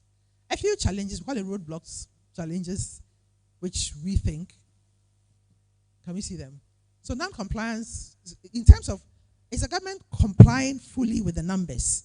In the current SONA, State of the Nation address, His Excellency the President indicated that so far 23.2% of women have been appointed, but he lumped everything together to get the numbers. So the issue is, do we look at the overall in terms of women appointed, or we look at it, if you look at section 14 of the law, it mentions specific areas, ministerial, this, that. So when the GEC comes in, they will look at it and then we'll see how they interpret it. Delay in setting up of the GEC. We've had good news this morning. We've been told that the list has been compiled. It's been sent to for it to do their work. So we are hoping that to be speeded up and set up soon, because there are some private sector people who say they've written letters to your ministry to say that they have complied. So they want to be able to get tax breaks and procurement, these things. Yeah. Very soon the road contractors will come and knock. I'm sure very soon we'll have road contractors employing a lot of women. So far, in most of the tracks that we see on the road, it's more males that we see. But I believe that if mining, in mining, they also use tractors and dumpsters, etc. They have also consciously made an effort to get women to be trained to man these machines. So I believe that the road contractors should also be complying as well. Okay? So it's been delayed, but it's in the road. It's on the way. The next slide, please. Then the LI, legislative instruments. We also said, the way, from experience from other legislation, I always remember I was also part of the coalition for the Domestic Violence Act. When it was passed in 2007, by 2010, you were asking the police, are you using the law? They'll tell you they're not using it because there was no LI. Because the LI will bring in certain things which are very crucial. So it's also very good news that we've heard today that the ministry has set up a committee. They are working with the Attorney General's office in helping with the drafting, and are also looking for additional support to get it done. We must commend the ministry for that. We are hoping to see it out soon so that there will not be a big gap between implementation, actual start of implementation, and then the LI. Then the provisions on political parties, as I said, is the weakest part of the law. During the winnowing session, when we raised the issue, they told us that we should go to the Constitution. If you have a copy, it says Article 93, Article 94 of the Constitution indicates who qualifies to go to Parliament. And the criteria is set out there. They said there's nothing to do with gender there. So the coalition has submitted a proposal to the Constitutional Review Committee that particular section 93 and 94 of the Constitution, it should make gender one of the things. Because in the absence of it, the parliamentarian said you can't have an act of parliament having a stronger provision against a constitutional provision. So that's a big gap. You also saw in the provision that there were no sanctions. There were no incentives. There were also no sanctions. In the draft of the law, there were a few incentives. They were not so strong. But now, no sanctions, no incentives. Fine. I know that most of the manifestos have nice things written in it. But I don't know. So the political party provision, I believe that if we don't have that constitutional provision done, or we don't have some kind of an amendment, in 2028, we are going to be where we are. I believe that we can still have an amendment and make provision for some special. I know special seats also is a debatable issue as to whether we can have some special seats for women, which will bring in more women as a temporary measure. That's one food for thought. But we are hoping that the Constitutional Review Committee will do their work quickly and address some of the issues that we mentioned, and then we can get there. Then social media trolls and victimization of women leaders. This is still going on. I'm sure you've all seen trolls of a few members of parliament. I think it was a young female member of parliament who did a little English slip. It was all over social media. Are we saying that the men also don't make mistakes when we are speaking this English, which is our second language? Why is it that when a woman makes a mistake, she is trolled and all kinds of things are done to her? It is wrong, because these are things which discourage people from going for leadership, because they don't want to be ridiculed for making lesser mistakes, etc. I'm hoping that somebody will take somebody up and then prosecute the person under the law for you to send a message that you cannot do that. Many women have wanted to stand for MPs. They go on platforms. They are measured. Are you married? If you are married, have you looked after your home before you are coming here? If you are not married, then you are also an Ashawo woman or whatever. They never do that to the men when they stand on the platforms. So we need to stop that and then make sure that we do something about it to give women the free chance. Others also say that, the usual thing, talking. Women who are not qualified will be put in places, etc. But that's not what this law calls for. This law calls for people who, I believe, are qualified to fit a particular provision. So it's not just toking women in there. We believe that there are a lot of educated women, qualified women. The ministry at a point was even compiling a list of women qualified in different sectors so that they can recommend them for positions, etc. So we're also saying that is not it. Even in some of the workshops we've been to, radio stations, people call in, it's just a tokenism, etc. But I believe that, and on that, then people will say that, then you're also going to get to places at points where the women, if you're not careful, will overtake the men. Remember that Article 17, the language is very clear. It says that that law should come to address the imbalance. Meaning that in Ghana, once the imbalance is addressed, that particular provision would have to, GEC would then write to you to tell you that you've reached it. So you don't have to do a special, you don't have to put any special measures in place to increase the number of women. So one of the fears our members of parliament had was they don't want Ghana to get to where Rwanda is, where we have more women than men in parliament. And we tell them that Article 17.4 is the guiding line. So in Ghana, it's not going to happen that way. The whole thing is to reach that equilibrium. Then it becomes a natural thing in there. Okay, quick one. So opportunities and strategies. There's a need for widespread advocacy and sensitization because still a lot of people don't know about the content of the law. So there's a lot of misinformation out there. Again, there's a need to lobby, negotiate, and engage key stakeholders in implementation of the Act. The Ministry of Gender, we are always at their neck and talking to them. And I think the PSC also had a workshop, and they gave us a chance to talk to them because PSC, Public Services Commission, when it comes to public sector, they play a big role. So if they understand and start putting policies in place, it would affect all the other sectors of government. Protect and support women leaders. Name and shame perpetrators of violence. Those who keep trolling women who make a few slips. We shouldn't allow that because the men also make slips, but it's taken as normal. But if you're a leader, there should be no mistake. Is that fair? It is not fair at all. Then there's a need for funding for the GEC and AA coalition. It's good to hear this morning from our minister's rep that they've also appealed to the World Bank and some development partners to help them with implementation. We hope they will listen to the call and really help them. So in conclusion, the Affirmative Action Gender Equity Act is our shared responsibility. All of us here, whether we're in civil society organization. Remember, if you're a CSO and you are registered at extra generals as a company limited by guarantee, you are also a corporate entity. So you're also supposed to comply. It's a shared responsibility, and fulfilling it is also a collective responsibility to be shared by all. It's not enough to just have this act. We must make sure that it is properly implemented through action, advocacy, and accountability regarding its implementation. The GEC, we need it in place as soon as possible. The legislative instruments, we need it as soon as possible.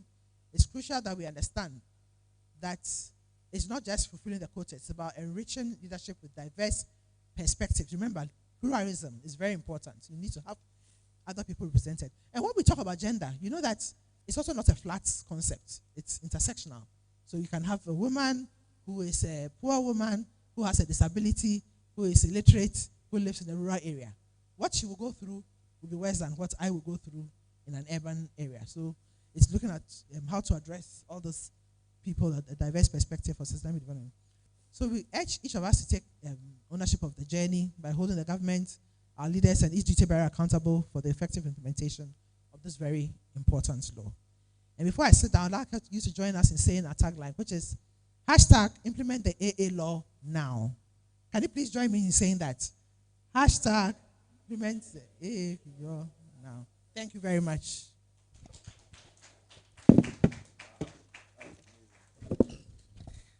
Oh, guys, please, I think you can do so much better for Auntie Sheila. Wow.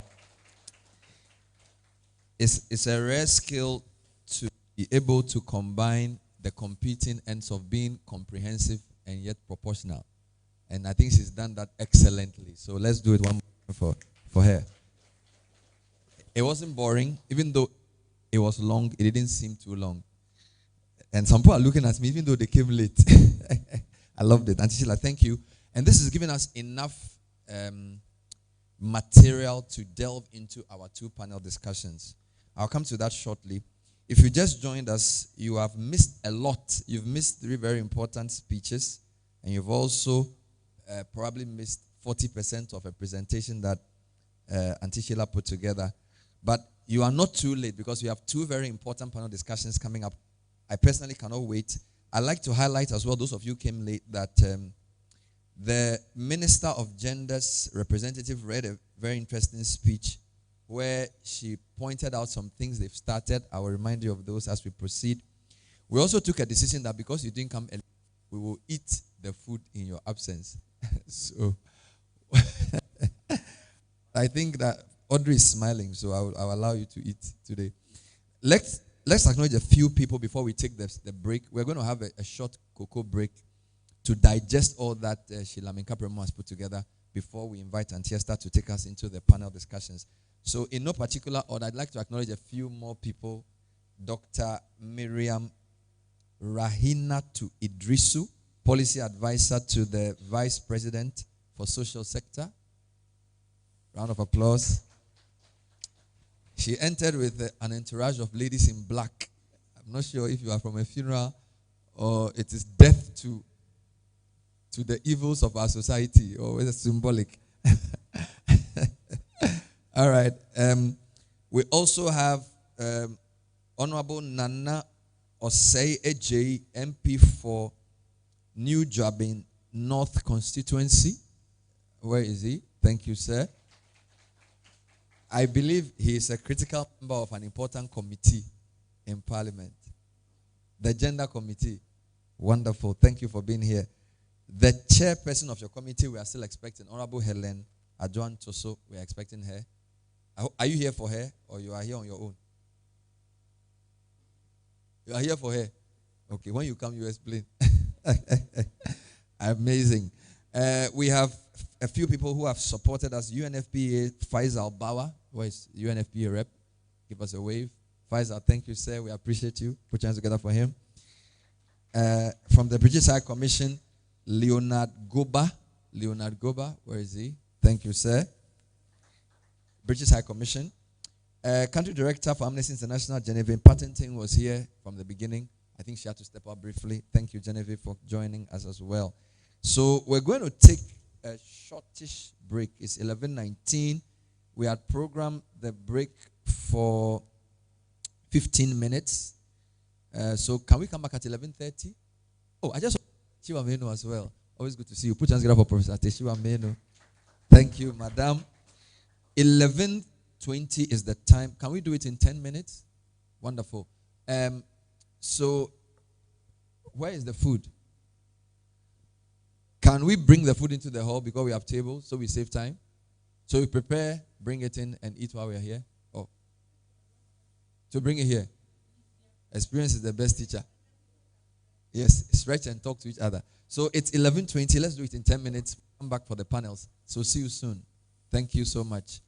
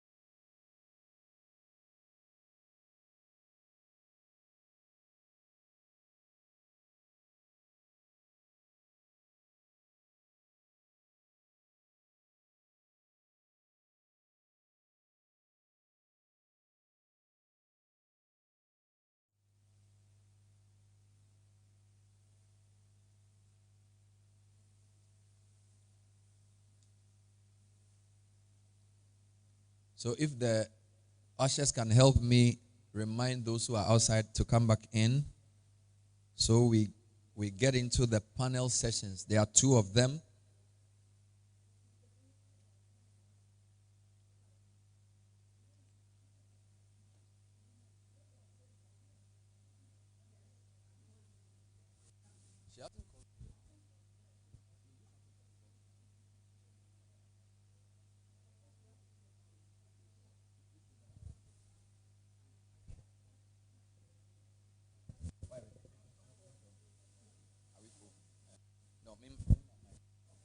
All right. Ladies and gentlemen, good afternoon. I'd like to invite and introduce Dr. Esther Abuaje, our moderator for the 2 panel discussions, to take over. Please put your hands together for Auntie Esther. Thank you. Hello, good morning, everybody. I think it's not 12 o'clock yet. And we have done the interesting part. We have heard the updates from both the ministry and perspectives from those who have facilitated its process. Now, those who are going to be at the implementing end of it, we need to see where they are at and what preparations are in place for this exercise. And I have enormous pleasure in inviting to the podium. I think you've already heard Madam Hamida Harrison earlier in the day. Auntie Hamida from Abantu, do you want to take your place up here with us? Give her a warm round of applause. Great. I also have enormous pleasure in inviting to the podium Victoria, Miss Victoria Emefanano, Program Officer, Ministry of Gender. Auntie Hamida, you can sit here. Victoria, come and sit by her. Give her a warm round of applause then. And then it is my distinct pleasure to invite one of my own, Dr. Charity Dradosi. She works at the Institute of Local Government Studies, and she is a research fellow focusing on gender and development. Charity, sit. You're welcome. Right. Now, I'm also going to sit before we begin to unpack the issues. But before we do that, I think when Sheila was talking, she indicated the role, the critical role that Parliament had played and the various strategies that finally brought this law to the table, the various compromises that had to be made, and the support of the committee. I have somebody from the committee here. He was mentioned, but I'll invite him right now. I'll wait a bit, and then he'll give us a sense of where and what the committee sees is necessary to do that. So, Honorable, when you are ready, you just signal me that this is a good time to dive into the discussion, if that's okay with you. So, at the appropriate time, I will invite Honorable Nana Oseje, Member of Parliament for New Job in North, who is a member of the Gender Committee, to address us. So, we will do that. Now, okay, table of seniors and champions. I can hear you at the back of my mind, this thing. Great. So, having said this, Victoria, you're called Victoria. I think we were all here and we heard the state or where we are at with all of this with the state of rolling out, operationalizing the act. We're all very excited, and we look forward to it with great anticipation. Apart from the issues that were raised, what has happened? What has happened since its passage? What preparatory work? I mean, things like awareness creation, review of procedures, building of partnerships. What has happened within the engine room, which is the ministry? Thank you very much, Dr. Abuaje. So just a quick one of the Ministry of Gender, where we are mandated to promote gender equality, equity, and empowerment of women. With the passage of the Act, it has been very joyful for all of us. As reiterated from my colleague's speech on behalf of the Honorable Minister, a committee has been set, the list have been sent to the Office of the President for approval.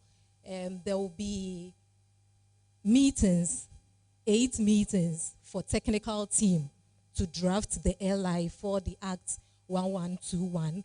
And also a costed strategic plan has been sent to the Ministry of Finance so that the Secretariat, which sits with the Department of Gender, will be able to implement the Act. This is a minimum we have as a ministry. Thank you.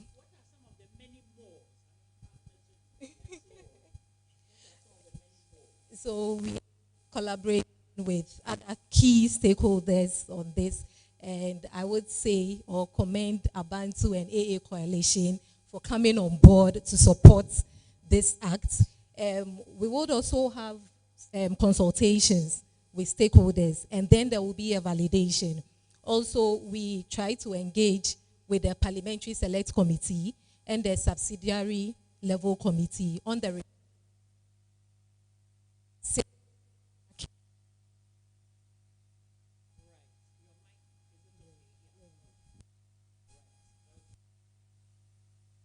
I'll come back to you in a bit. But Auntie Hamida, you've been in this fight forever. I mean, Beijing, those children who were born in the year of Beijing are turning 30 this year, and so on. Now the act has been passed. What next? You cited what the coalition, Affirmative Action Coalition could do to support the process. But what next? I mean, what are the perspectives? What are the prospects for action?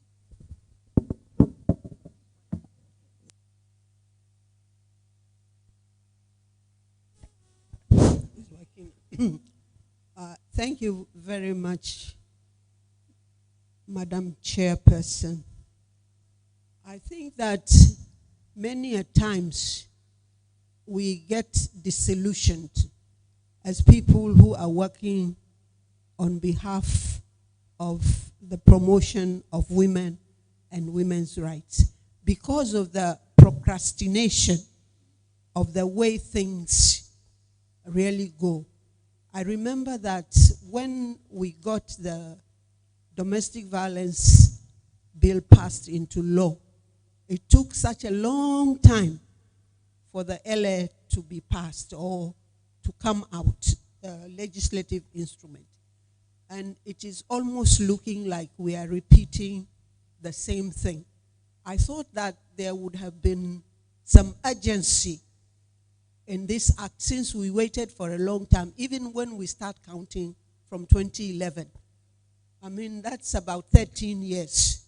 So once the bill became a law, we believed that there should have been some urgency in having the LI starting to put the committee in order and all those.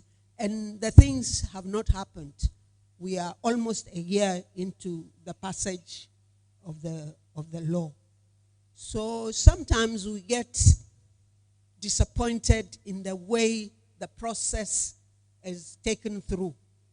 It takes a long time for that, and it is taking a long time for this. And we are meeting, or we are having these meetings so that we can put some pressure on government that it is necessary that we take actions quicker than what we are doing. This has happened when we look at gender-specific legislations. Because if you look now in Parliament, the bill on the property bill is sitting there for almost 12 years. So as women, gender activists, we get disillusioned in the process, the way it takes so long, the way the train moves so slow. And this is what we have to say about the AA bill right now. So I think we have quite a task as the coalition and also those who are interested in the promotion of equality in the country, that we should get up is a call to action, that we should stand up and start putting some pressure on the government to see that the things move faster than they are doing. Yeah, thank you. A call to action to expedite the process somewhat. Dr. Dradosi, from where you sit, I think in anticipation of what the law will bring, in anticipation of what the law is expected to achieve, what are your observations, particularly for the sector you are coming from, the local government sector? What are your anticipations? The law has been passed. What needs to be done to begin to roll it out? I know the coordinating entity, the Gender Equity Committee is not in place yet, but we need to prepare the ground. So from your perspective, what is going on and what should go on?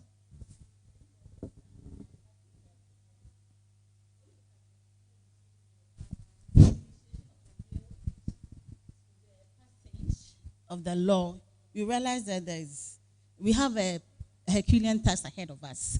But there's a saying that where there is a will, there is a way.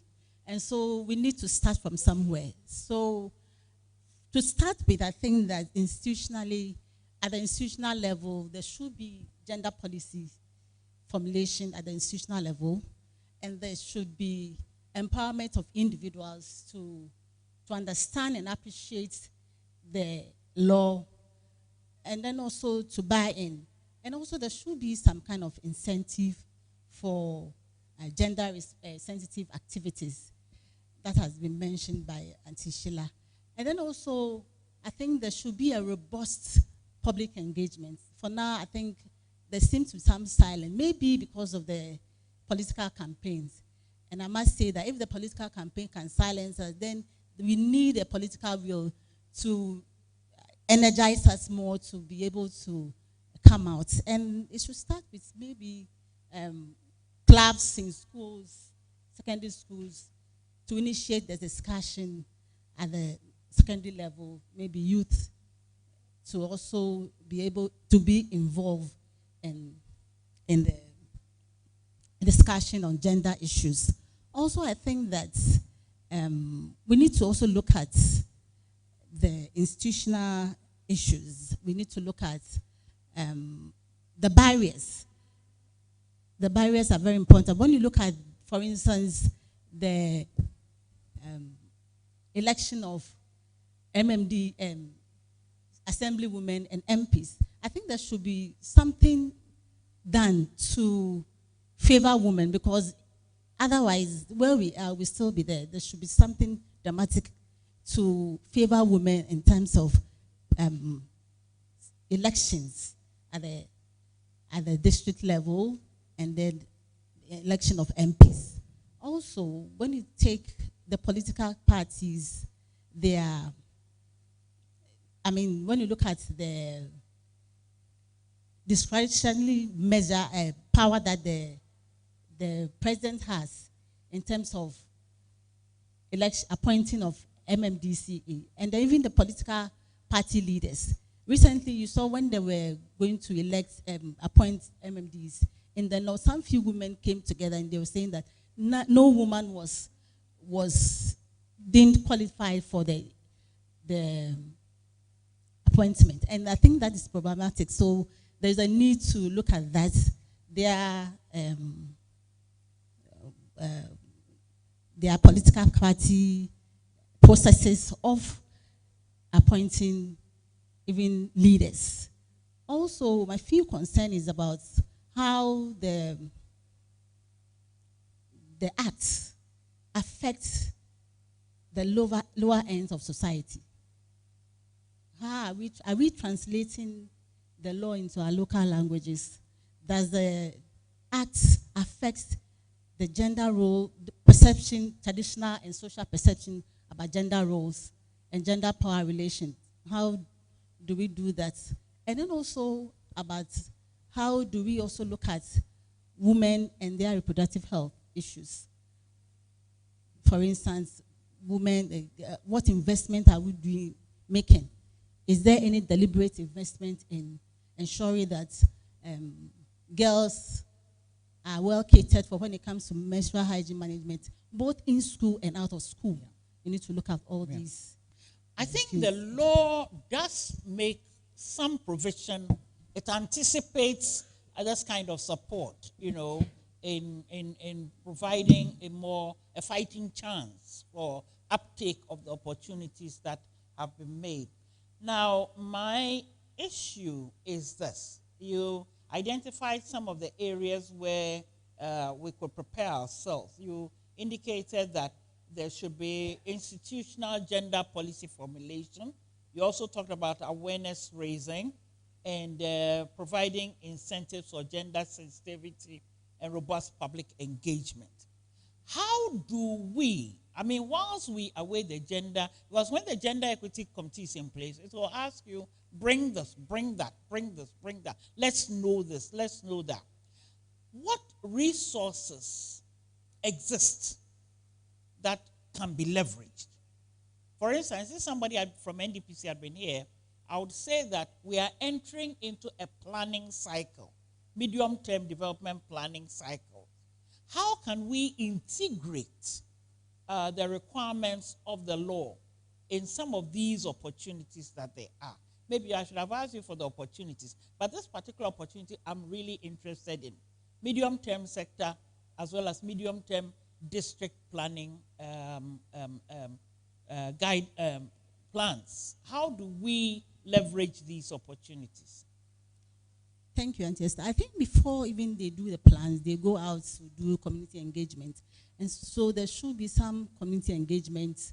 The gender desk officers must also be part of those who go out to engage the public. And then maybe sensitize them on the act.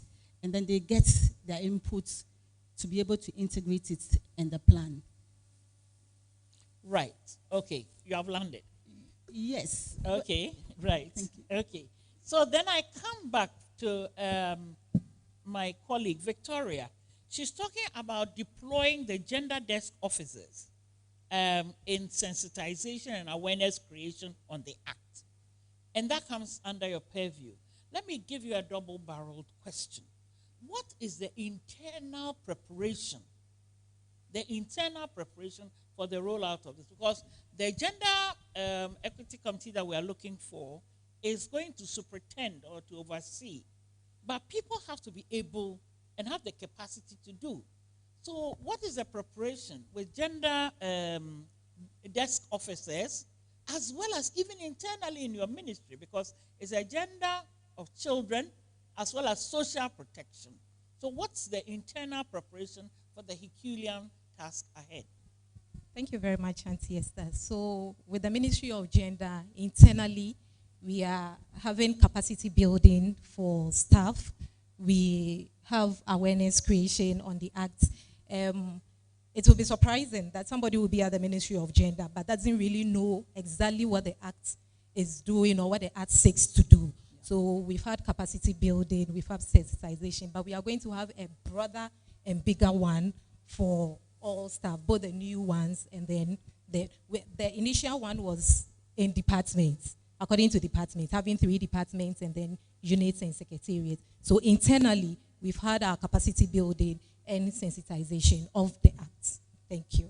Right.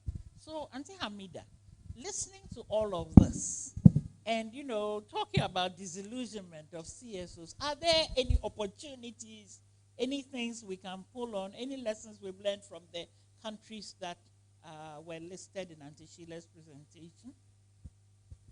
I think there are some lessons to be learned. But I want, sorry.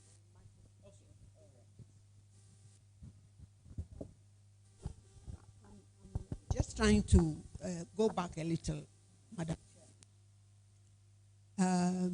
How do we? I don't know whether I should put this question to you, but yes, to you. How do we work without a plan?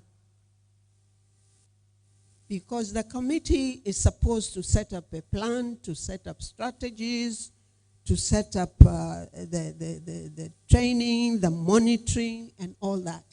So how are these entities supposed to work where in the absence of such a plan?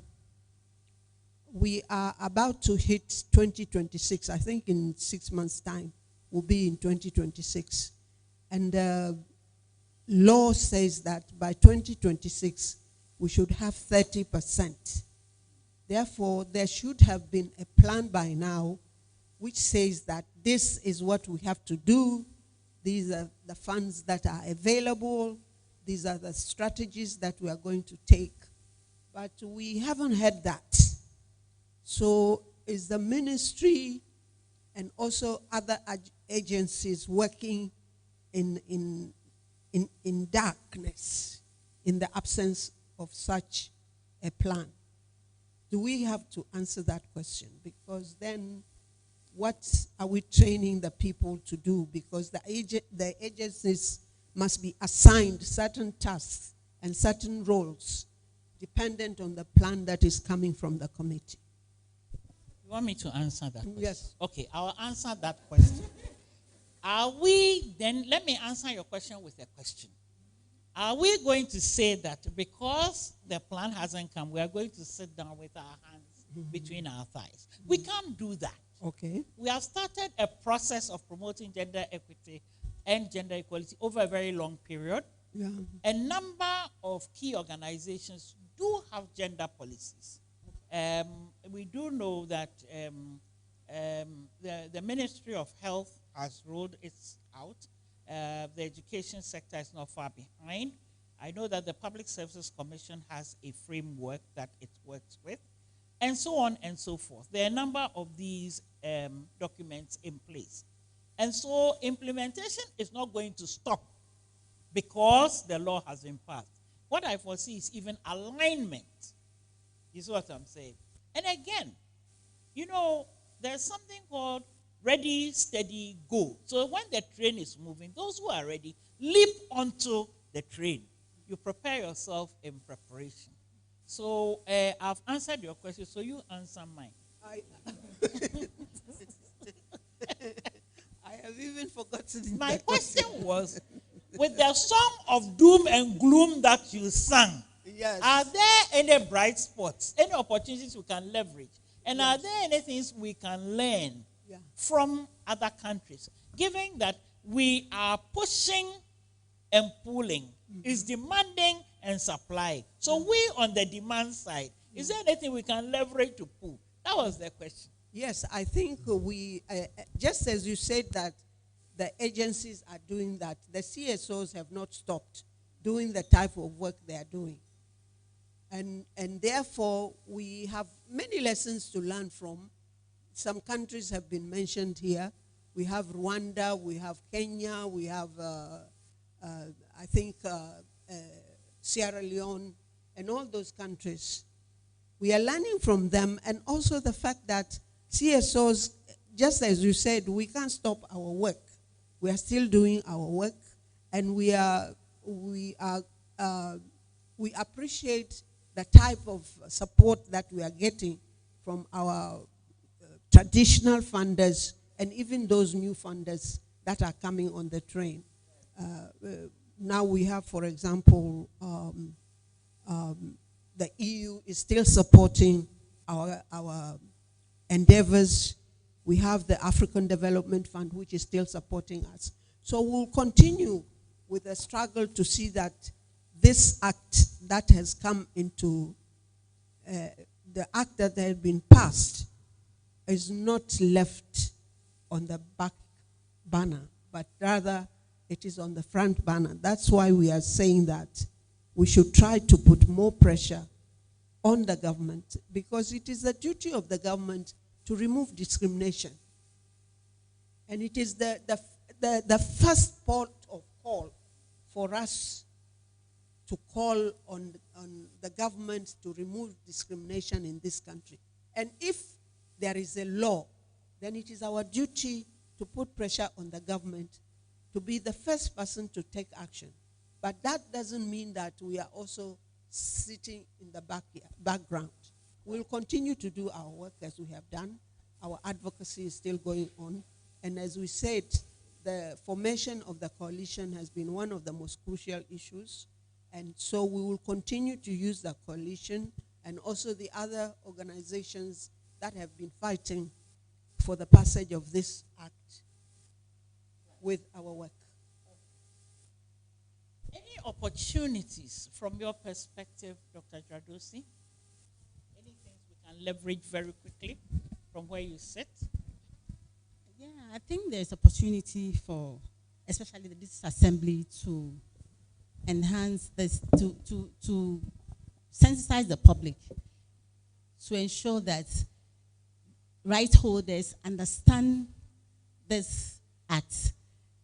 Because when you look at, recently I was reviewing the medium-term plan, and I realized that when you look at the thematic areas, the assemblies are doing something. They are putting them something there for regarding gender issues, gender equity. But is it demand-based? Is it from the citizens? So we need to engage the citizens, sensitize them to understand this act, so that when it comes to plan preparations, they can also demand, and when it comes to accountability issues, they can demand accountability. Because I realize that for the demands, duty bearers, they're doing well in trying to put it there. We also have to look at the issue of agency, not just agency of women, not just having the numbers, but are they calling for the shots? It's very important. So it gives us opportunity to also, regarding research, we need to, researchers must also take the opportunity to integrate gender issues, intersectionality issue, inclusivity in the research cycles. So there's a huge opportunity for us to be able to ensure that this act is implemented. Thank you. There is a schedule of progressive achievements and targets. It's in the first schedule. Is it achievable? Will we be able to, I mean, all three of you, do you think it will be achievable?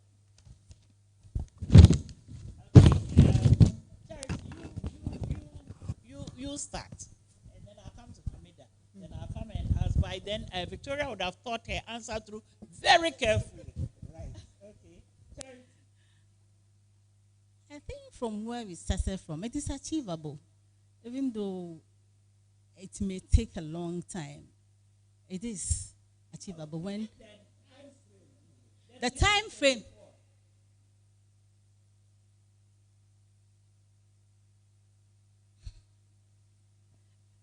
I don't think so. I think we can make a headway. We will do something. So when will we get the 50%?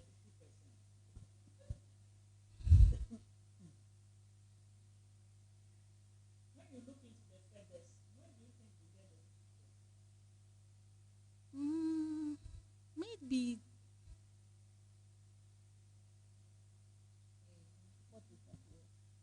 Okay, let me put you out. Hamida, do you think it's feasible? The 50% by 2034? There is nothing that is impossible if there is a will. There is a need for a strong political will for us to be able to achieve the requirements of the bill.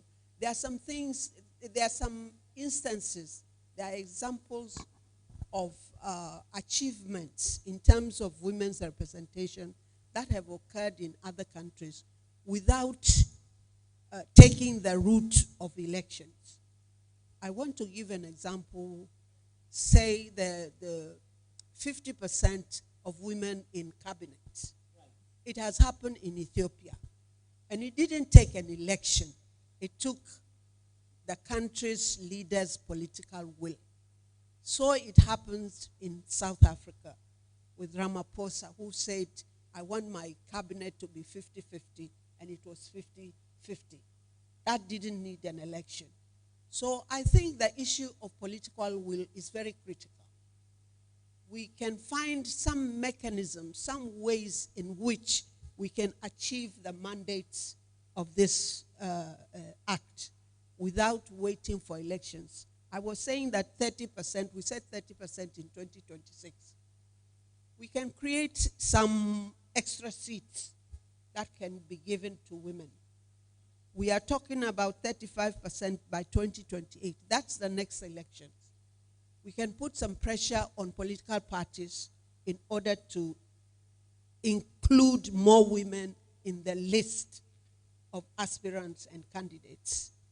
We are saying 50%, it was 2030 because of the Agenda 2030 of SDGs.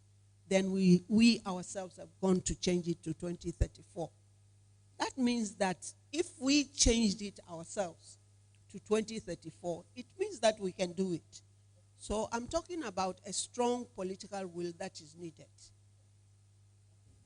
So with the requisite political will and pressure, we should be able to get that 50% advancement by 2034. That's what I'm hearing you say. I hope so. All right, great. You didn't change the 2034. It went into the bowels of Parliament, yes, and when it came out, that is what emerged. Yeah. Now, my dear, let me help you, Victoria. I know you are a civil servant. So what are you here? I mean, when you are reporting to your chief director about what happened here, what will you be telling your chief director that the people are saying? Not you are saying, the people are saying about the pace of implementation of the bill, of the act, sorry. So exactly what was said here will be taken to management. And what was that? What are you hearing? What are the sentiments you are hearing? So coming on to Auntie Hamida's own, a political will, it is feasible. We need to come together, further sensitization. We need to push more. And there should be much pressure on us so that we draft the LI and then we just champion the act. So we will take it to management. The chief director will hear You of it. say that to the chief Yes. director. Okay. Great. Charity, when the introductions were being made, a very senior advisor in the office of the vice president was mentioned. What request do you want her to carry to the vice president's office? That there is a need for her to put more pressure on the executive, and there's a need for her to speed up the process of maybe the Women Development Bank, also to ensure that Charity, I haven't talked about Women's Development Bank here this morning. Even though I know that a certain schedule, the third schedule, talks about support for informal employment. I haven't said Women's Development Bank here. Do it well. What have been said here. What do you want her to go and say to Her Excellency the Vice President? That she should influence the process of change, ensuring that we achieve this milestone of 30, achieving 30 or the 50% by 2034. It should be 2030. 2030, what has been put in the bill. So 2030, because 2034 will be too far away. So 2030, so that if there are any bottlenecks, we can get to 2034. So she push, and because she's our role model and she's there for such a time as this, so she should push for the implementation. Thank you. Right. So, Hamida, there is a gentleman from Parliament who is a member of the Gender Committee. We've worked with Parliament in this. They helped us to pass the act. They will be exercising oversight over the budget, gender budgeting. They will help us to call government to order using such mechanisms as the government assurances and so on. They will be overseeing what is going on in their various districts as non-voting members of assemblies. What do you want to tell this gentleman to carry as a message to the gender committee?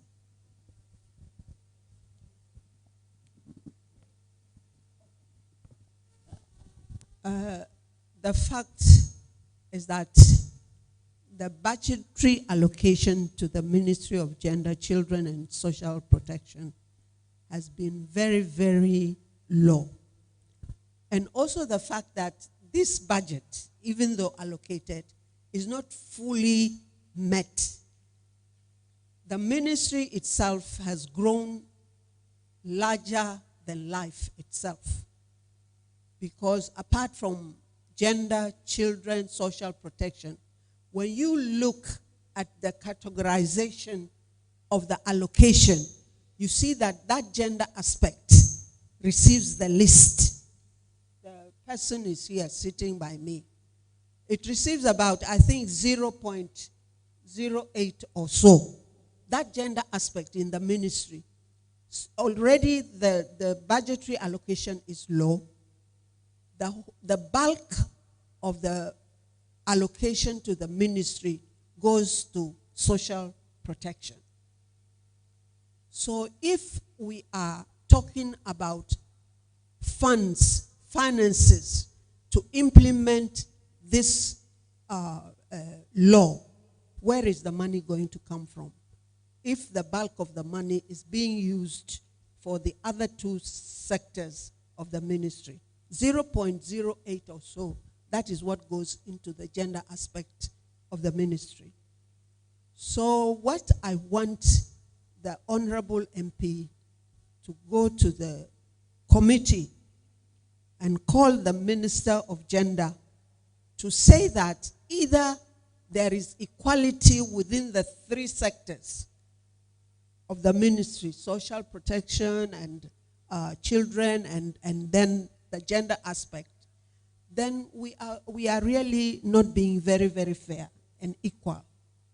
Otherwise, then the gender aspect should be removed and a ministry, standalone ministry, be created for gender rather than being coupled into all these other issues. So you are suggesting a I'm suggesting that. But the minister can't do it. No. I mean, it's a recommendation that can be carried through the process. Okay. Right. Okay. So this is the main recommendation you are making to the parliamentary committee?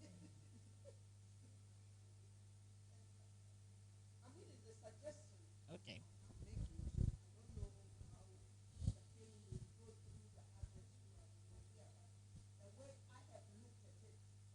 Yes. The way I have looked at it and the way it has gone through the years, that gender aspect, am I right or I'm not right? I'm right. Okay, yeah. Right. The gender aspect is receiving the list. Then we are not really doing the work because that gender aspect is huge in itself. Right. All right. Okay. Since you are mutually congratulating yourselves that you are right up here, I'm going to take the focus somewhere else. Honorable, are you ready for me at this point? Sort of? Kind of?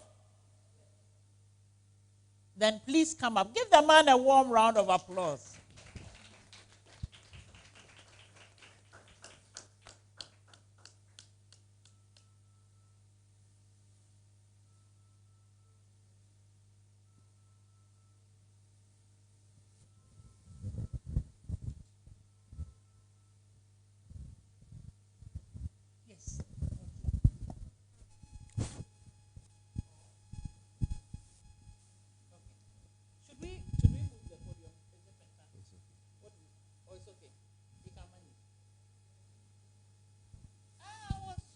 But he didn't resisted me with all his might.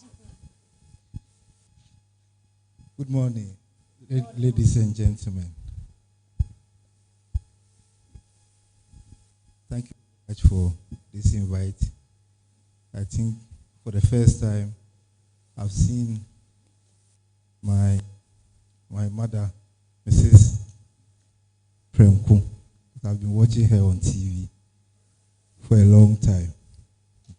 Thank you.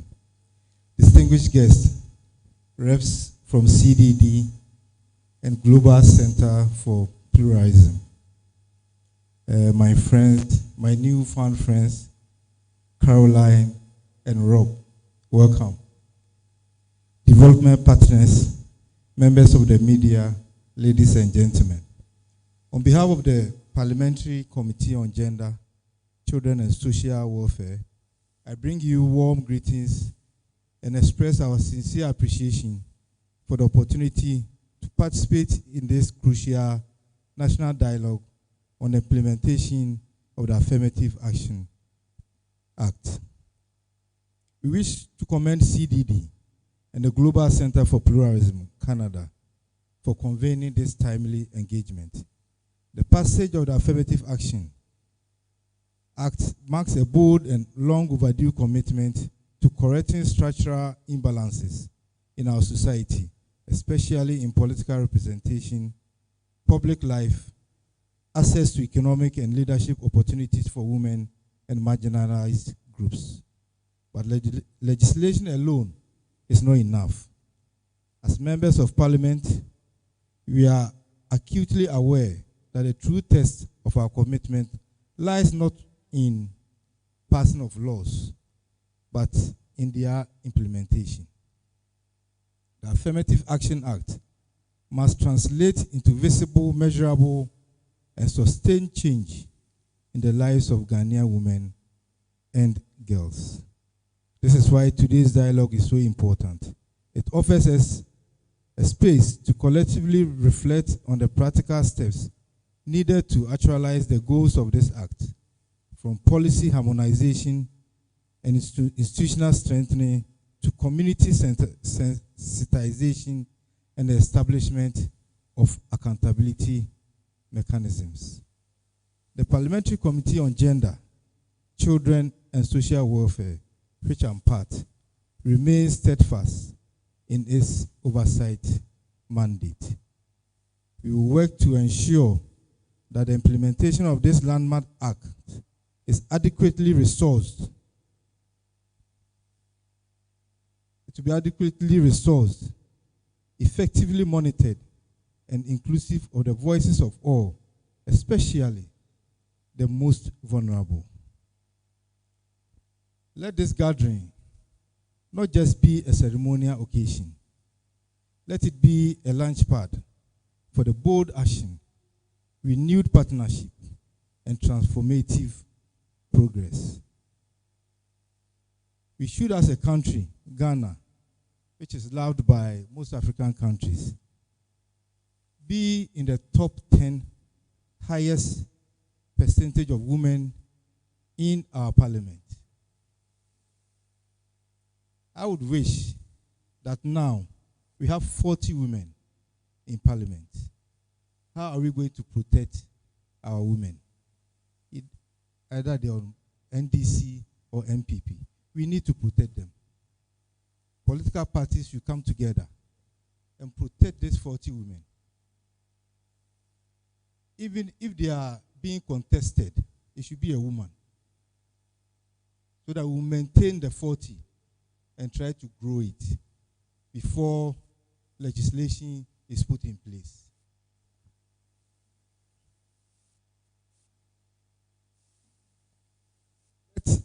Let it be, as I said, bold action, renewed partnership, and transformative progress. Thank you once again for the invitation. I wish us all meaningful and results-driven deliberations. Thank you very much. Thank you very much, Honorable. Give him a warm round of applause. And so you have heard the assurances that have come from the committee, and we are gratified to realize that you are acutely aware that the test is in the implementation. It should result in sustained change in the lives of Ghanaian women, and we must hold you to your oversight of this mandate. You know, you must be asking big questions. Where are we?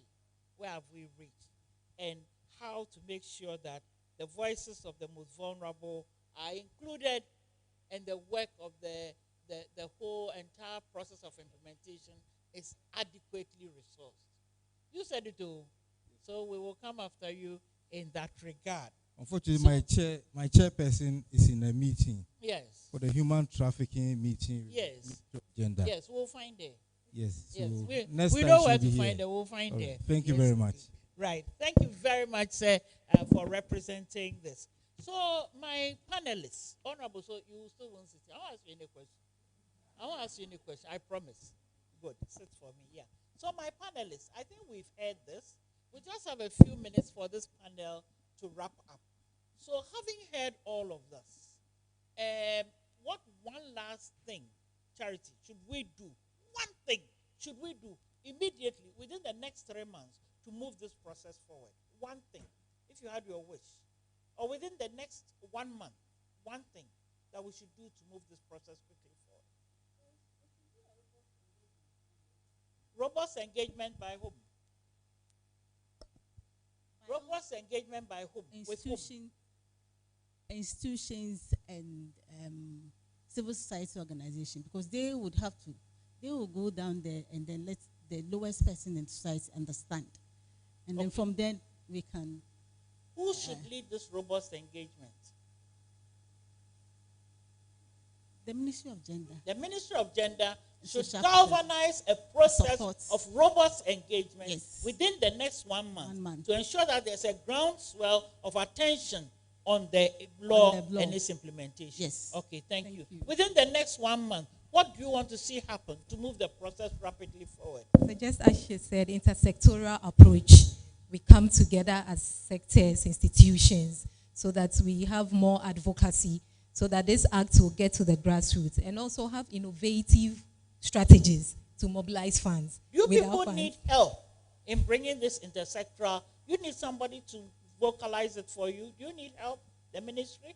We do need help in all aspects. Funds coming together to synthesize the public on it. And AA Coalition and Abantu are already on board supporting the ministry. So we need more stakeholders on board for this approach. Thank you. Amida, within the next 1 month, what must happen to move this process rapidly forward? Yes, yes.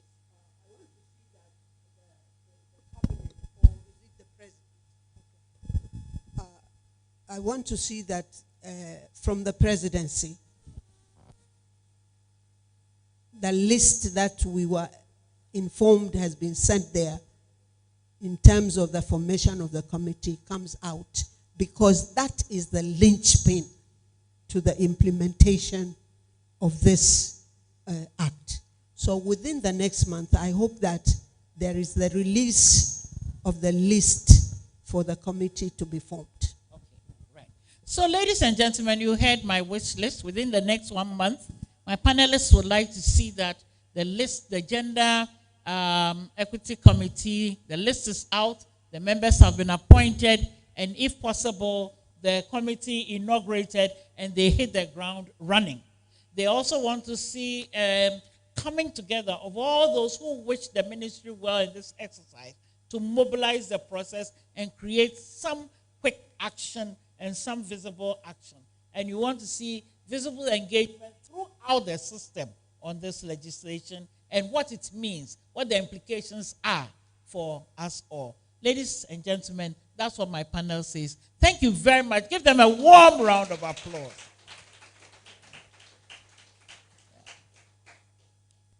Bernard, how are we doing for time? Do I have time to ask only two? I know there's a big open forum, but do I have time for just one question or two questions or two comments? Yes. You have time for a few questions, but we have an icebreaker between the two panels. Right. So you may take the questions, then we do the spoken word, and then you bring the second panel up. All right. You have about, yes, to tie a lot of the loose ends together. Kokumi, he's been practicing since last night. He has been practicing. Since last night. So if he doesn't do it, I'll be in trouble. Okay. So you may take a couple of questions. I'll take a couple of questions. And then you can invite Kokumi to give us a spoken word. Who is Then he for? Kokumi. Kokumi. Mean that out. Okay. I'll figure it Yeah, out. so go on. Okay, so maybe a couple. Kokumi, don't come just yet. I've seen who Kokumi is. Right. Okay, folks. Any quick comments? Any quick observations? Yes, Mama Rose. You've been in this business long. Where is she? Sorry, Mrs. Rose Karkaranan. Yes. She's a human resources consultant. Yes. Thank you very much, Madam. From where I sit, I'm the Deputy Chair of the National Labour Commission. Yes. Where, for people who are here, we resolve issues between employers and employees based on the Labour Act. That's right. For me, the LI is so critical. Yeah. So what is delaying the LI? Okay. Because, you see, without the LI, for example, I heard a bitter story during the coffee break, that a lady who was employed got pregnant because the condition of service says someone should stay there for 3 to 4 years before you become pregnant. And the labor law doesn't ascribe to that. Which company gives such a hard condition to a woman, a young woman who has joined a company, can't have children. If there's a child, you need to abort it because you lose your job. And I believe that if the LI is in place, we at the Labour Commission can also look at the LI and really, resolve this issue. And maybe it can even become a test case for other private sector, public sector, employers to really, look at it. Right. So the LI is so critical. Thank you. Right. I think what you said is very important. We don't have to have the committee before we have the LI. Or should we? We can develop the LI. So what's holding the LI up? Right. A second observation. Yes, please. Please, you'll have to introduce yourself again to me. Thank you very much. I would say I'm Queen Borisov now. A quick one to Madam from the ILS. Yes, so I was expecting to hear a lot of practical insights or inputs from you when it comes to the issue of local governance. So I was saying that, okay, from your end, what can you do to ensure that, for instance, when it comes to the election or appointment of assembly women and men, certain quotas are given to say that, okay, for this number of constituencies or districts, we are expecting that from these constituencies listed, we need not less than 10 women for assemblymen or women. Can you do that from your point or from your side as an institute? Right. Is that okay? Let me harness the two, then we can see what we can do. So thank you very much. Techua Meno. So I share in the frustration that Mrs. Hamida Harrison expressed throughout her presentation. We've come a long way, and yet we don't seem to have traveled very far. In Ghana, as usual, we have subscribed to everything, gender mainstreaming, this, and yet the roots are so thin. When Sheila was doing her presentation, she mentioned that some people were saying we don't want the Rwandan way. Why not? We are more than men demographically. So what would be strange if there was more female representation in parliament than male? So basically, my worry is that we have adopted everything and nothing. The roots are not deep at all. Some of the issues, and somebody was teasing me that my focus in this act is on the schedules, because this is where the work is shared out. This is where we monitor what is happening. Like Mrs. Kakarianan was saying, when you look at, when the Minister of Employment is speaking, you wonder whether they are aware that there are issues in the Gender Equity Act where the Ministry of Employment is specifically mentioned. So for me, in this my 1 month before LI, all of those things, we really need to make everybody know what their roles are. That's why it is easy for the president to lump everything together and we get a nice picture. But if you go into it sector by sector, then you know what is not happening. The long education that Charity is proposing, there are things in the schedule which calls on the Ministry of Education. What must it do? It mentions specific ministries. If we are going to make headway, we need that kind of action. And, just to conclude, there was this confusion about 2030, 2034. I want to give the global picture. The UN annual SDGs report for 2023 said that only 15.4% of the indicators for SDG 5, which is on gender equality, are on track to meet the target for 2030. Only 15.4 globally. So we might want to know where Ghana stands on these kinds of indicators. And then it says that 61.5% are at a moderate distance, and 23.1% are very far off or off track. And I'm saying this because we are in a very critical moment globally.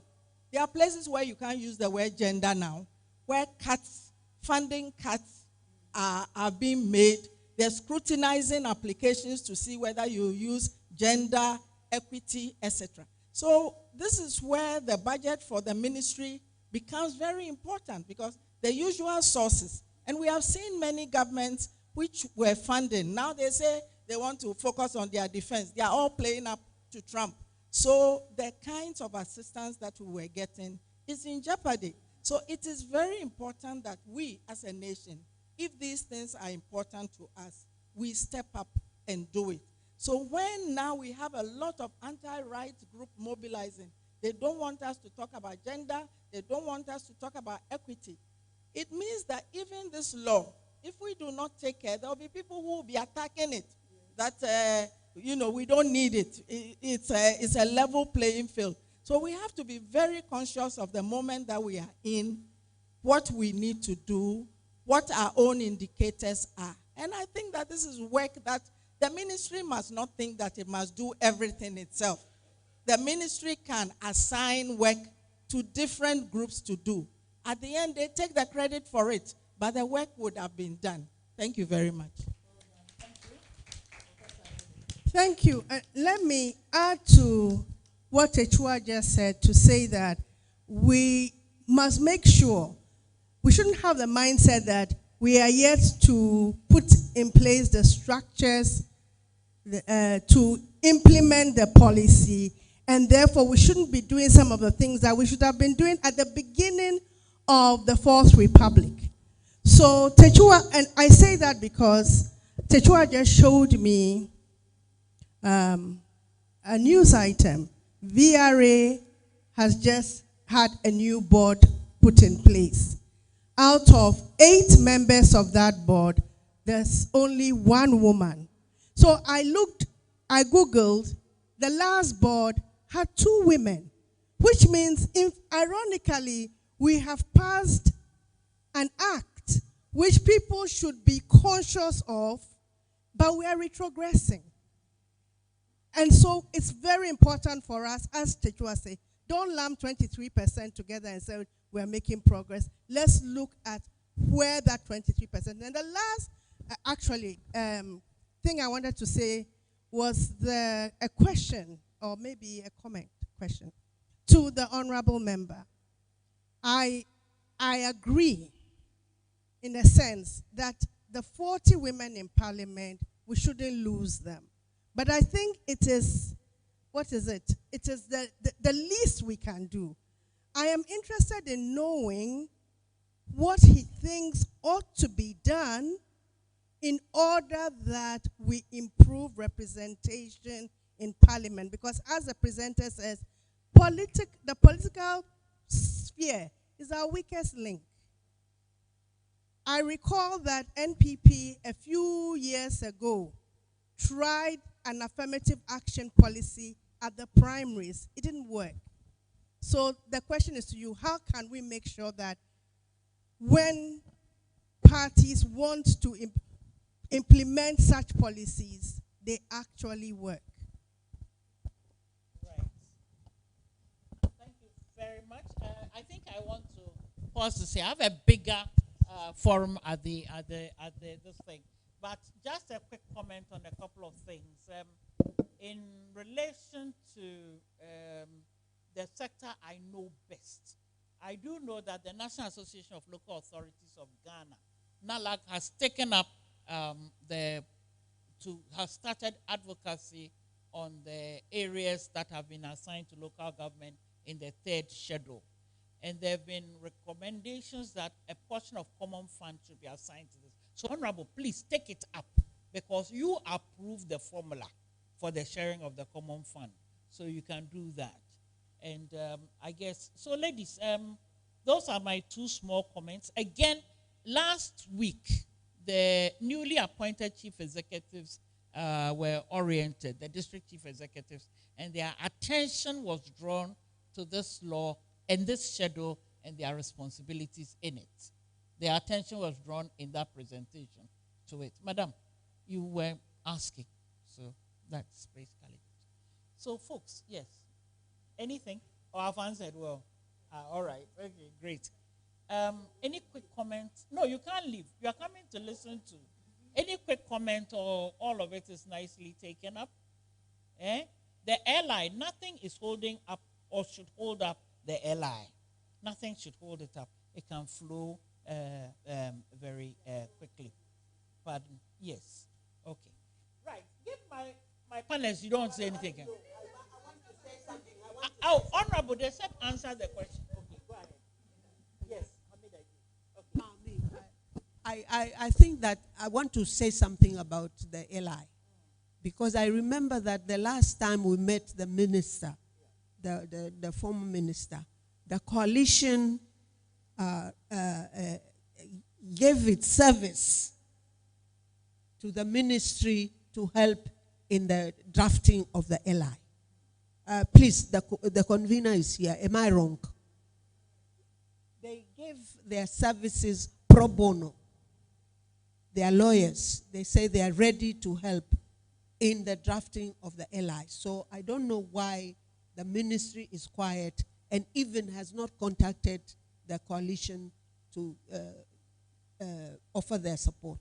Thank you. So I'll remind them of that offer. Honorable, please. Thank you very much. The protection of our female MPs.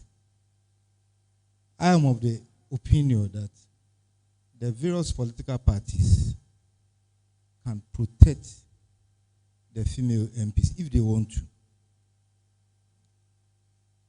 The example that you cited, the men decided that they would contest these female MPs. Some won, some lost. But going forward, what we can do is these female MPs should be contested by females. And the two political parties can agree to this. It is something, if you want to do it, we can do it. So I will cite an example. Etiwa West and East, they have two female MPs. Trobu, they have a female MP. If you want to contest her, intra-party, it should be a female. Intra-party, in our primaries, if you want to contest Abnal Sayasari, it should be a female in MPP. When it comes to the general election, if Abnal Sayasari wins, honorable, the NDC contestant should be a female.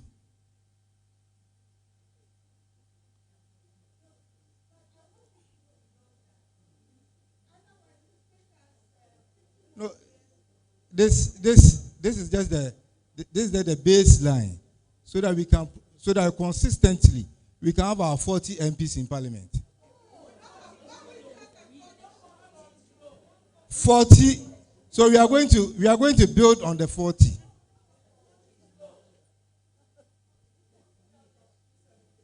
We are 275. They used to be 33. We are going forward.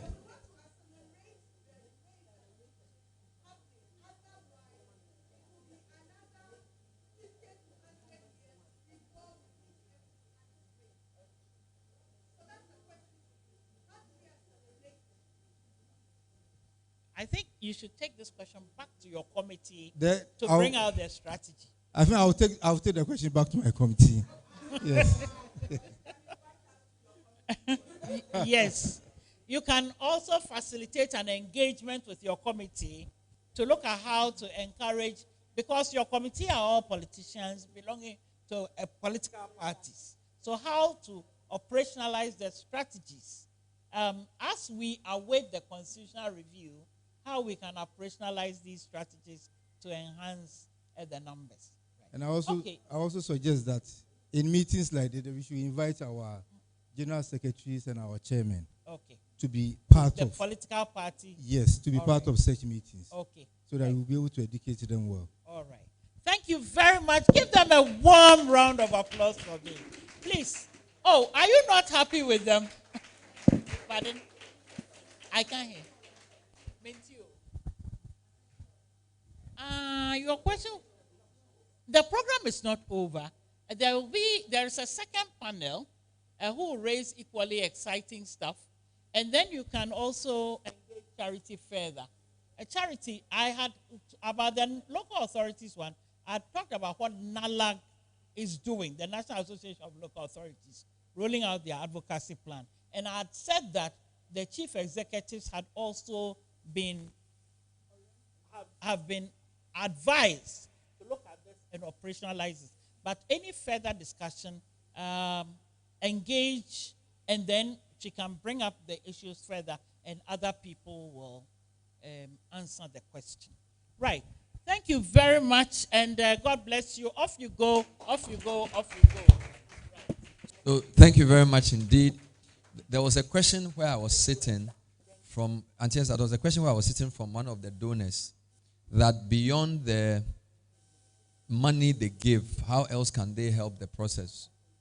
Auntie, are you listening? I'm listening with rapt So attention. there was a question, some of the donors where I was sitting, beyond money, what other practical way can they help this process? You mentioned an LI that needs to be done. What can they do to support that process? So be thinking about an answer to that. You put it to the house. But if you have the answer to fine. Let's bring up Kokumi to do a quick spoken word. And then we'll bring up the second panel. Can we put our hands, please? I need a better mic. Give Kokumi a warm round of applause. Hello. Thank you. Thank you. Yeah, it's fine. It's fine. Wow. Good afternoon, everyone. As Bernard mentioned, my name is Kokumi. I've known Bernard for more than 10 years now, doing this spoken word thing. So yesterday, when I was asked to come here and spend some time with everyone here, I was like, okay, I will show up. So thank you for having me and also for the insightful discussions. So I have a small business. I will also figure out a way to put in the affirmative action too as a way to help. So today I'll just say just one poem so that we can get back to the information sharing and the discussion we're doing here. And this is called Just For You.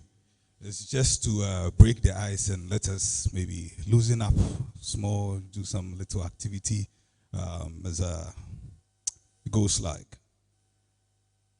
This is for the big girls, those who want to call themselves ladies and women. This one is for you, so slow down. Slow down for it's just a mindset. Slow down for sometimes the images in the mirror may be distorted. Slow down for all the makeups to get you the hookups so soon. Pile up a huge makeup for your huge breakup. So please, slow down. So when I say slow down, you say slow down. So please, slow down. So please, good. So this is for the big boys. Those who want to call themselves guys and gentlemen. This one is for you, so slow down. Slow down for age is the mindset. For all the BS and the fashion, can't make a fraction or an iota of what a man can be. You know, kings may be dethroned, but gods remain gods until the end of time. So please, slow down. Because this poem is just for you. Slow down and let me break it down for you guys. GUYS, Ghana Unwanted Youth. You are a needed youth. You are a necessary youth. I'm telling you, so please. So please. Yes. And this is for the lovers. Those who have a library of 1,000 books with trillions and trillions of words, with trillions and trillions of pages. But all those in the pages means the same thing, love. Slow down and let me break it down for you, love. LOVE, language of the heart, which is very emotional. It's a beautiful thing to fulfill. Not just about undressing your mattress or undressing your mistress. So please. Now this is for the Canadians, the Beyoncés and the wannabes. You are not Beyonce, because Beyonce is beyond C. So please slow down. They will tell you that you don't have time. I say, in the night, a lot of stars appear in the sky and they fight for their right to shine, but don't the true ones stays and they shine more brighter. So please slow down. Now this is for me. All those poems I've sent you, childish meanings, funny meanings, religious meanings, and supernatural meanings. They're all parts of my body I've wished to share with you. All those rhymes I've sent you in lines are how sometimes they dilute wine with lime. So I'm slowing down before I cut my throat to share. You know, I'm not an NPP, I'm not an NDC. So I'll never allow the N's and C's and P's to seize my peace. Peace. Slow down. Give Kofi a warm round of applause. Oh, slow down. Me, I'm telling them to hurry up. You are saying they should slow down. Right. Thank you very much. Spoken word is a very powerful tool, and we can use it effectively in this fight to change attitudes and facilitate the ground on which gender equity will flourish. Now, I have my second panel. The second panel is a more a more boots on the ground kind of panel. I mean specific actions and how the act speaks to them. And I'm also really, really, really privileged because I have some very important people as well on this panel. I want to invite, first of all, Mama Bobby III, Queen Mother in the Asogli State, Hobankoi. She's also a circuit court judge. Mama, please, they didn't tell me what your circuit court name is, but please, the podium is yours. Well, not the podium, a panel. Thank you. I'm also delighted to welcome onto this podium Mr. Daniel Botre, President, National Union of Ghana Students. Mr. Botre, wonderful. I have also on this podium Miss Gifty Texton of the Trades Union Congress. Auntie Gifty. And then finally, I have one of my own here in the person of Na Afroa Dade Mpedua, the first, known in private life as Madam Mercy Na Afroa Nijang, President of the Greater Accra Markets Association. Thank you very much.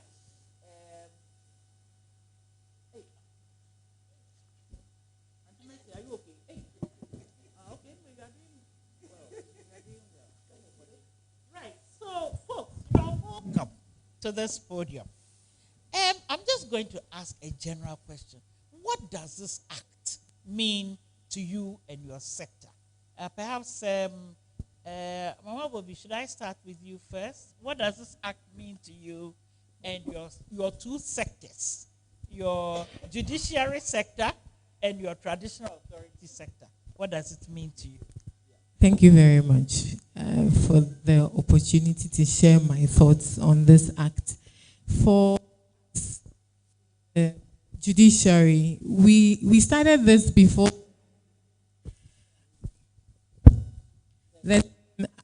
There's been affirmative action on the bench for some time now. So when you see, especially from the lower bench climbing up, the women are becoming much more than the men. And I am quite sure that very soon there will be more women on the bench than there will be men. But then the problem is traditionally, it is a problem. I have been queen for the past 3 years, and what I see is disheartening. First off, the chiefs and the people don't see the queens as chiefs enough. They believe that we are only complementary. We are objects of beautification. Some of them actually use that word. And so for me being a judge and a queen, anytime I speak, they are like, oh, you are just a woman. Please slow down. Leave the job for we the men. And so up till now, yeah, slow down. Up till now, you won't see any woman at the National House of Chiefs. You won't see any woman at the Regional House of Chiefs, the traditional councils. You will not see any woman. Where there is a vacancy, where the paramount chief is absent, they are not willing to go for the paramount queen mother because they do not see the paramount queen mother as an equal. They will prefer a divisional chief and rate him higher than the paramount queen mother. And that is a problem. And since I got in, I came in a bit late when I had to sit. I don't want my bosses to be mad at me, so I had to sit, deal with my cases before coming. And when I got in, Madam Menka Premo was talking.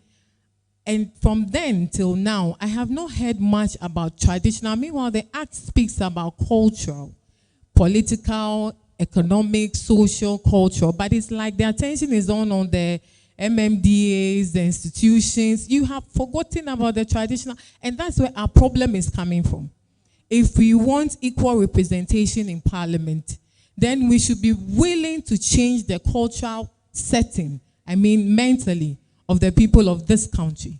So that when you put a man and a woman together, they will not be looking at whether she has a child, she's married, she's pretty, she's this or that, but her competence. And then they'll be more willing to vote for women than to vote for a man. Because they discourage the women. So most of the women don't want to move forward. They are scared. Oh, you are this. Anyway, I wanted to share an experience, but maybe later. And so we need to redirect the focus. The gender ministry, everyone working on this bill. The MMDAs and the companies is the easiest place for this thing to be implemented. We cannot say that we have affirmative action law and then we have no women in our National House of Chiefs. We are cultural people in this country. We can't forget about it. So that would be my initial comment. I could go on, but I don't want to take all the time. Very much. Yes, Auntie Gifty, please. Yes. What was critical about this law for you? Yes. Thank you so much, Maester. I think, first of all, we need to understand that all of us seated here are workers. And for that matter, this act is going to ensure breaking barriers into economic power. When you look at the struggles of this bill and then now an act, you realize that a lot of work has gone in. And that is where the trade union comes in, because the processes in ensuring all these documents coming together is work.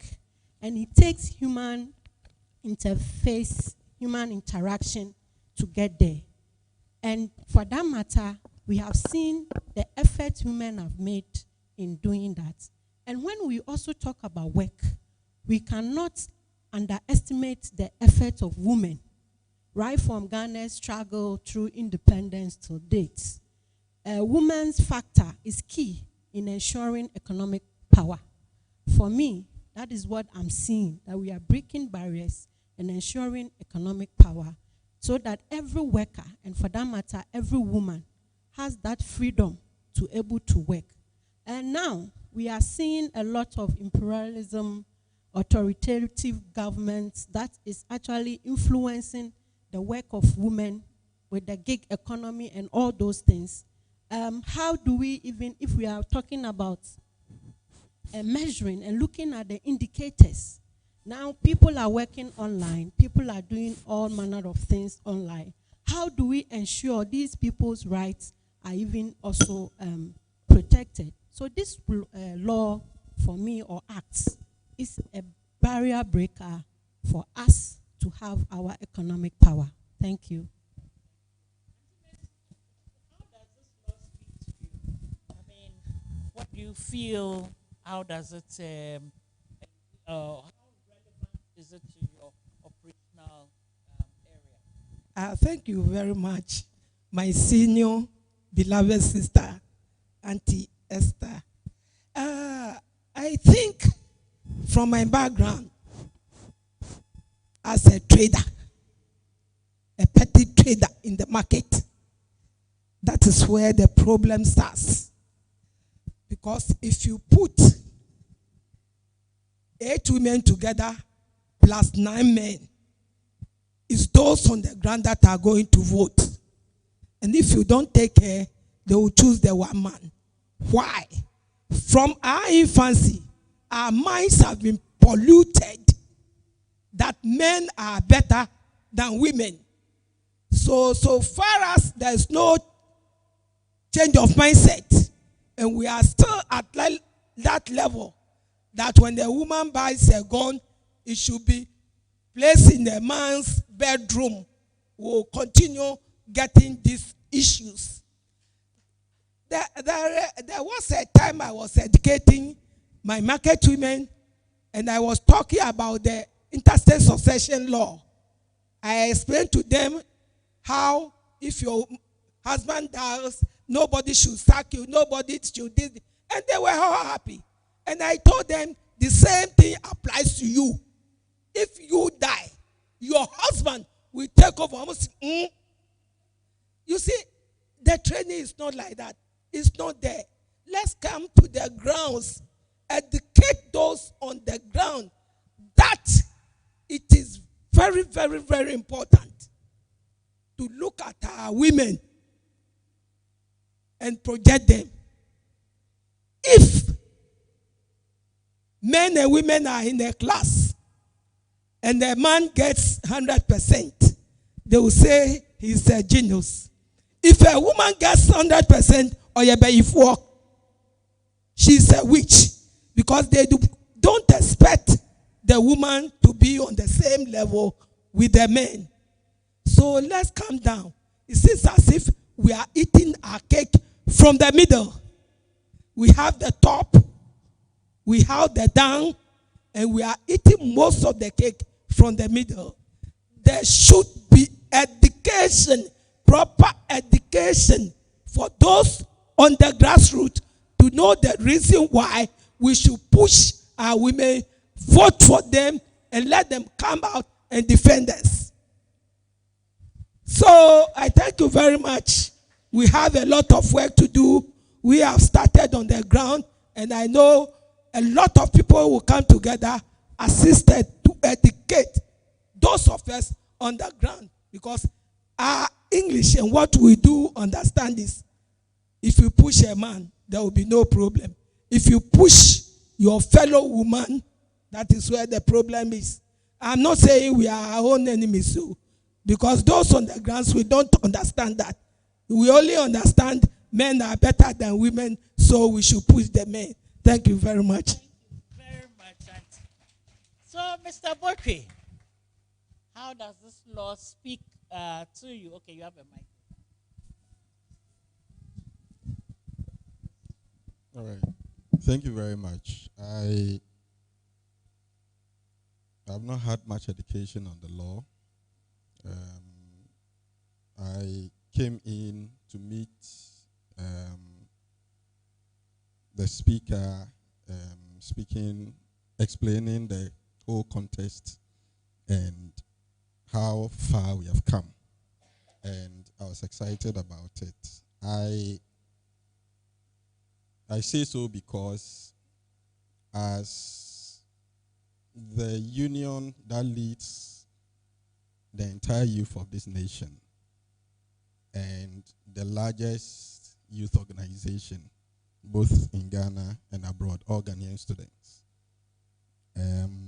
all that we have is what we hear on air. I'm happy that CDD included me in this dialogue. I've had some engagements with a few other CSOs who have tried to incorporate some of these issues in our policies, like Star Ghana Foundation. I was looking at the composition of the Gender Equity Committee, and I realized that there was no student rep. I don't know how the law was drafted that omitted such a very critical constituency. Because you see, when we come to student representation, that is where it all starts. NUCS is responsible for all Ghanaian students, right from basic to tertiary.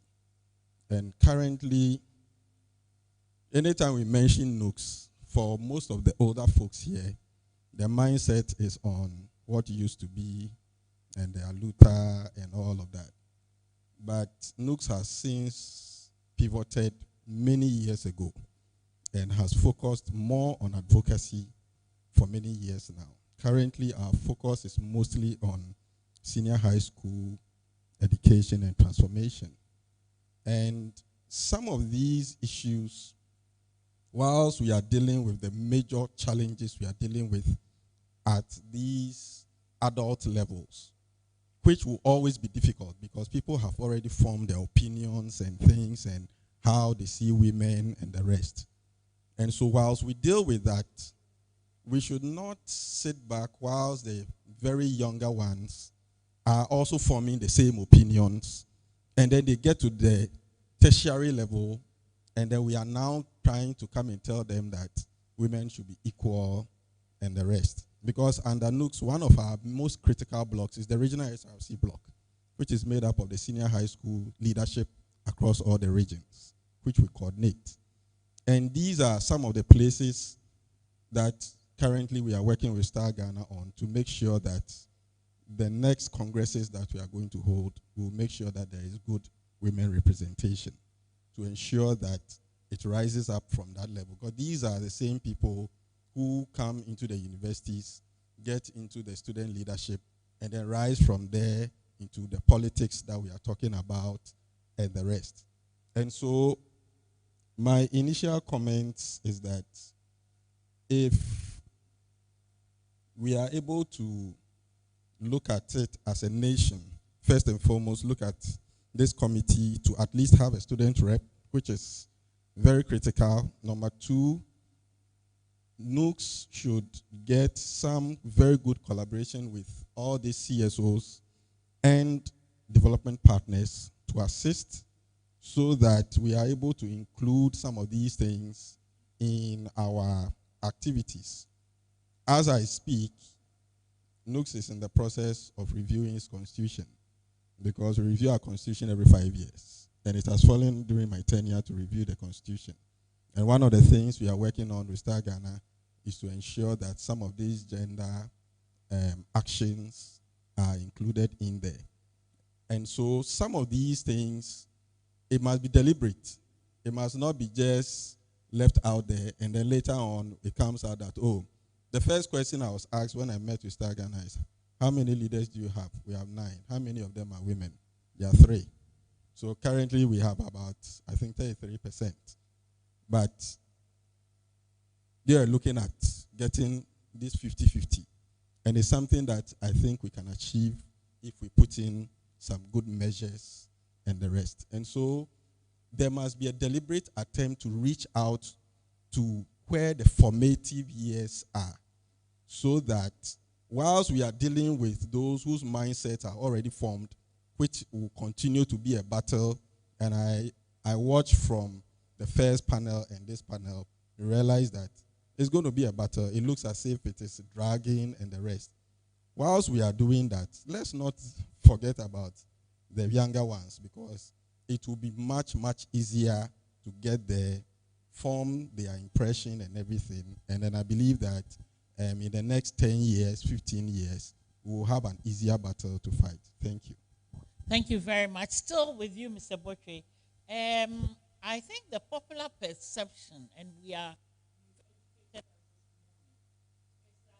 NOOCS focuses largely on tertiary level players, maybe some secondary level players. But you've educated us that everybody who calls themselves a student and young person would come under your ambit. Now, the third schedule of the law makes extensive provision for actions that the Ministry of Education will take, and then it breaks it down to basic and then secondary and tertiary. In fact, its proposals for tertiary are only two also. I mean, maintaining the cutoff point and then trying to bring private sector, private tertiary institutions in the fold. What are your plans, to galvanize, move on, and bring all of these provisions forward to make sure that they are operationalized effectively? Rightly so. So with our plans, currently we don't have any. And I'll be fair and straightforward because we've not even had an opportunity to have a full sensitization about the law and what is contained in the schedule. But when it comes to working with the basic and the pre-tertiary, we work with very closely with the Ghana Education Service. I mean, on all these things. And so our collaboration with the Ghana Education Service is very close. That's how come we are able to, we manage all the regional SRCs because it's part of our mandate. And these are some of the ways by which we are able to influence at that level. And so it is, and I can share this example. So if you go to the UK, their version of NOOCS is called NUS, which is the National Union of Students. And it's led by a woman. It's been led by a woman for the last 6 years. And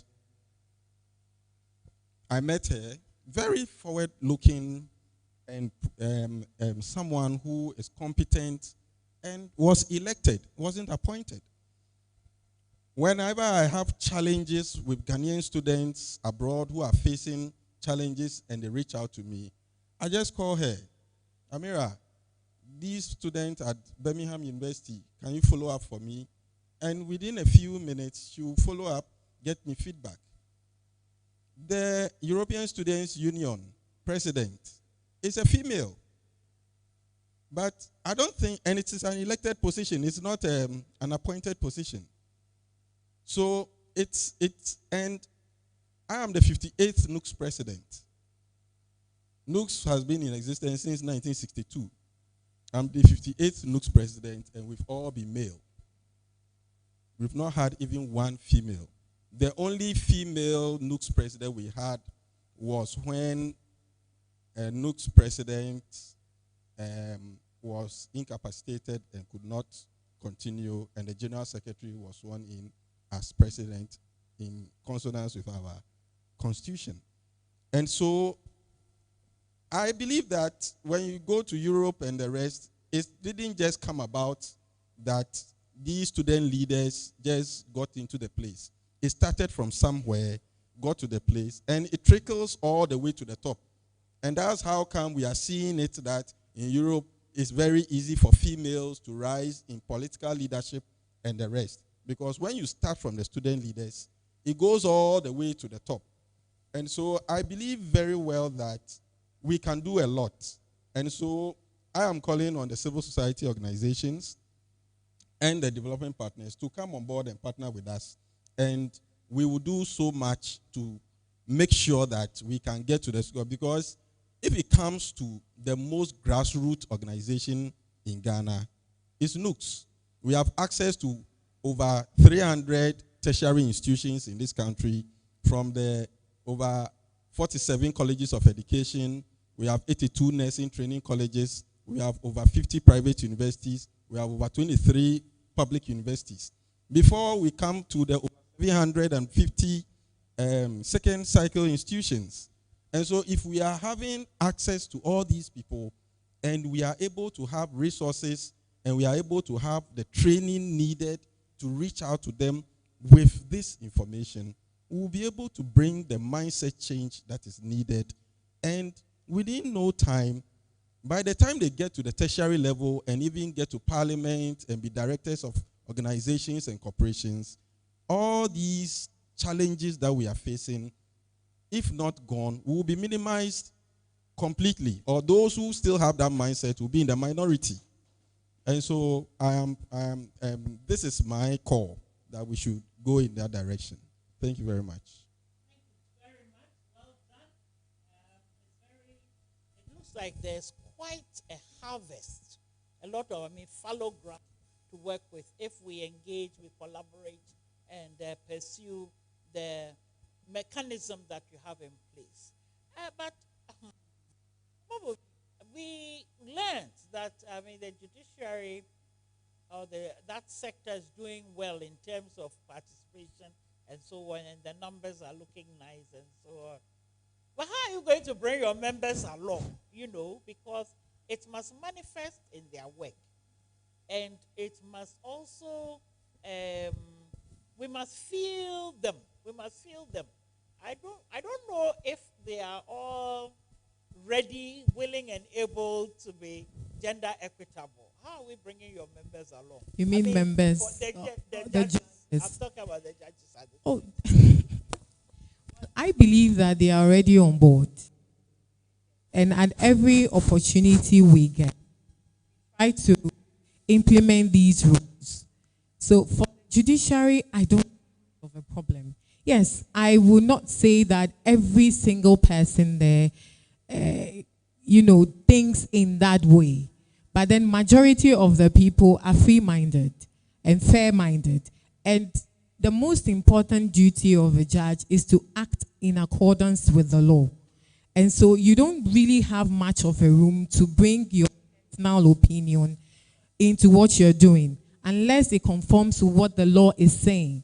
So at the end of the day, it boils down to what the law says. If you don't do that, the appeal, it will be, dismissed. Your decision will be, dismissed. So essentially, it's the law. What the law says, what we do. Right, but your other life has more discretion. The people in your other life, they have way more discretion. How do we bring these people along? Akwalu is here. I should tell us one day when we met the National House of Chiefs. And one big chief smacked one of the advocates' bottoms. As we're going, he just smacked the broom. You've come and talked about gender, and I'll go, pam, like that.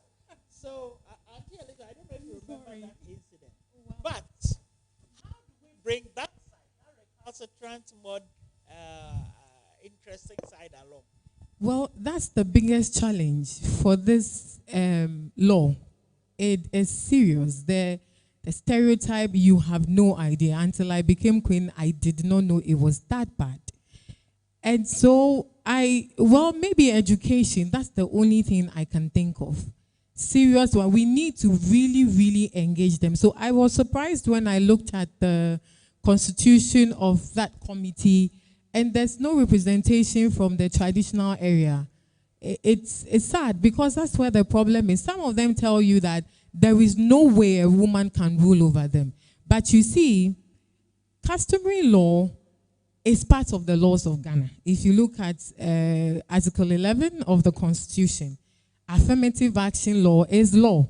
But then the customary law, the binding part, has to do with the ones that have been pronounced on judicially, or the ones that a law has been established, to protect it. Other than that, everything is persuasive. And so the law is supreme.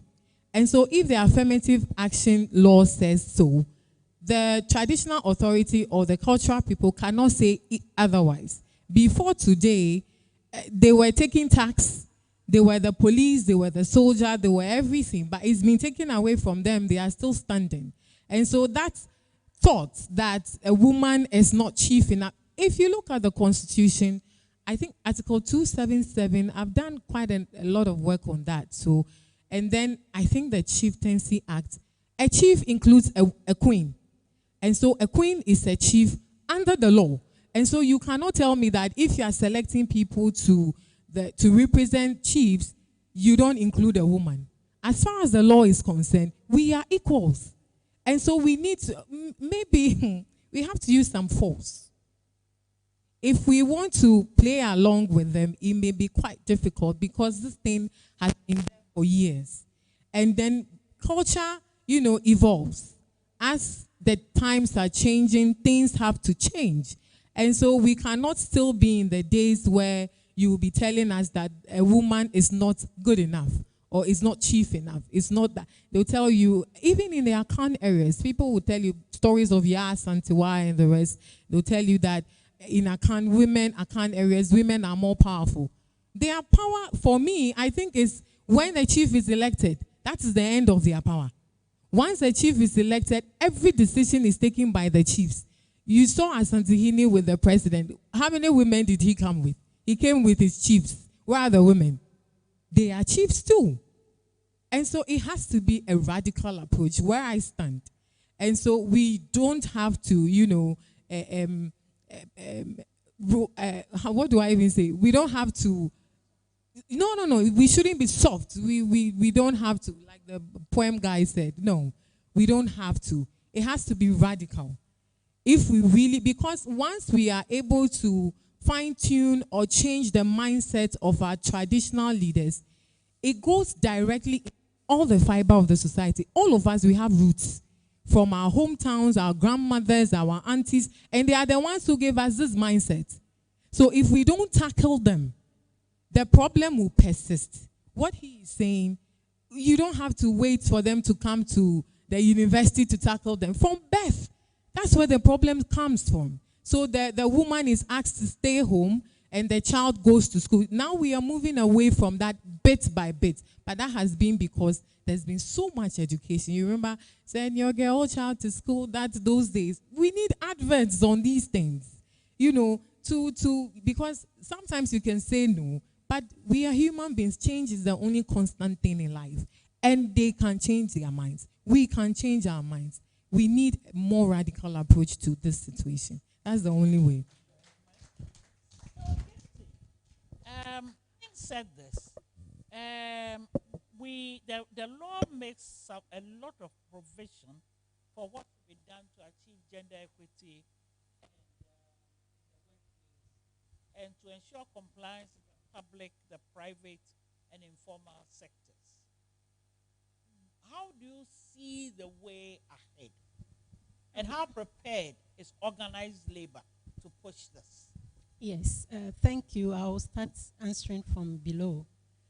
How are we prepared? When you look at the trade union, our struggle with women in leadership, it took us about 70 years for us to have a first female becoming a national chairperson. The national unions, because we have structures that we work with, the national unions, some of them took them 60 years, 50 years, and what have you, to get leaders into action. In 2012, that was the first year the TUC implemented the affirmative action, where we instituted the Women's Committee and subsequently having the Youth Committee. It was a struggle, but we have gotten somewhere. National unions, just like my union today, I'm representing the TUC. I work as, I'm the current Deputy General Secretary for TEU. Until 5 days ago, I was a Regional Industrial Relations Officer. And I contested the position with 5 other men. And then I won the Deputy General Secretary. And again, it took my union 66 years for us to get where we are. However, we also made a historic moment where our national chairperson now is a female for the whole union, having about 46,000 members that we are leading. It means we are making strides. But of course, we need to do more. Then what must we do? That is the question. We must continue having engagements within the national unions. We are doing well, especially with the TUC structure. Our various structure is formalized, which is enshrined in the Constitution, ensuring that women agenda or gender agenda is moving ahead towards ensuring that we attain this 50-50. Again, when you come to the labor front itself, we also need to do more. Listening to Ma Amida and Ma Sheila and your very own self, I think we realize that there is some disparities between the sectorial functions. So the mandates for the institution and political mandate must be distinct. It must be distinctive in the fact that we have realized that the various political power, the president or the executive, has a lot of power to make certain decisions. And we need to clarify that. If a minister is designated and come into a department, his role must be clear, and the mandate of the institution must also be clear. Mostly, it's not like that. So, with the when the ministry was talking, I was realizing that you could see that with the change of government, a lot of things has come to a halt. How are we to work on that? And the trade union is ready to work with any labor institutions. We have the Labor Commission here. My mother, I've met her several times at certain platforms where we have continued engaged. So there is the need for the engagement. Again, we'll look at the formal and informal sector. When you come to the formal, a lot of inroads have been made. When you go to the banking sector, the agriculture sector, hitherto, we were not seeing women in leadership or women in position even in the bank, in the mining sector, in the transportation sector, in the construction sector. Today, through the union structural engagements, we are seeing a lot of women coming out in these sectors. But when it comes to the informal sector, where a lot of women are, in this country, the workforce, about 90% of this workforce is within the informal sector. And out of it, we have about 46% who are also women in this sector. And within that, there are lots of vulnerability going on. There are a lot of, how do you call it, marginalization. There are a lot of inequalities within those areas. So I think with the informal sector, we really need a data. And I'm happy my media mentioned of the data. We have struggled with the data. Even within the informal sector, we have some form of formalization. But these workers are vulnerable. So that is why I'm happy that the Act highlights employers being sanctioned. Employers giving tax incentives are also sanctioned. So that at the end of the day, those who are even in the informal sector, who are vulnerable, can have a hope in the Act. We need to do that. And the formal sector, I think even this dialogue and this engagement will continue to be in place. And we need to carry this information, my very own self will carry it. For now, if we didn't have the power, at least we are part of the decision-making bodies. And that is a very critical role, because mostly we put women in places, but it's not places where they can influence decision. And that is where the concern is. Women are there. So sometimes you say that, oh, we will appoint deputy ministers. We will appoint, but until the minister is not there, the deputy minister cannot work. Until the CEO is not there, the deputy CEO, it cannot work. And a lot of these women are kept behind the scenes or behind the curtains, that they are not able to influence any form of policies. And I think we can do more on that. Thank you so much. Thank you so much. So, Ma Mercy, I mean, this is getting exciting, but I need to open up for my floor to engage you. So, Auntie Mercy, the law makes certain provisions for women in the markets, in the informal sector, and so on. It requires or proposes that we should promote social protection for women, and we should also enhance financial literacy and social security and so on. I mean, for women in the markets, like your good self, and also in self-employment and informal employment. What do you think about all of this? How can it be realized? And what will associations like yours, what role will they play in terms of operationalizing this law? Thank you very much. We have a lot that we should benefit from, but are we benefiting from them? The problem is, first, we need more education. The education must come to the ground, not in big English, but in our own languages. If you write a constitution and the constitution is in English, and you expect me, an illiterate market woman, to understand what you have written, it's very difficult. So come to us, simplify all that you have written to simple local language. Then read it to us for us to understand.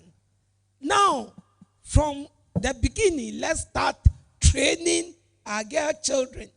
Let's start training both the girls and the boys. Because if you train the girl and you don't tell the boy that this training is for both of you, now washing of dishes is not for only girls, it's for the girl and the boy. They will not understand. And that is where, after marriage, the beating starts. So start training them from infancy that this work is for boys and girls. Start training us. We are there. We are for you. We are ready to learn. Come to us.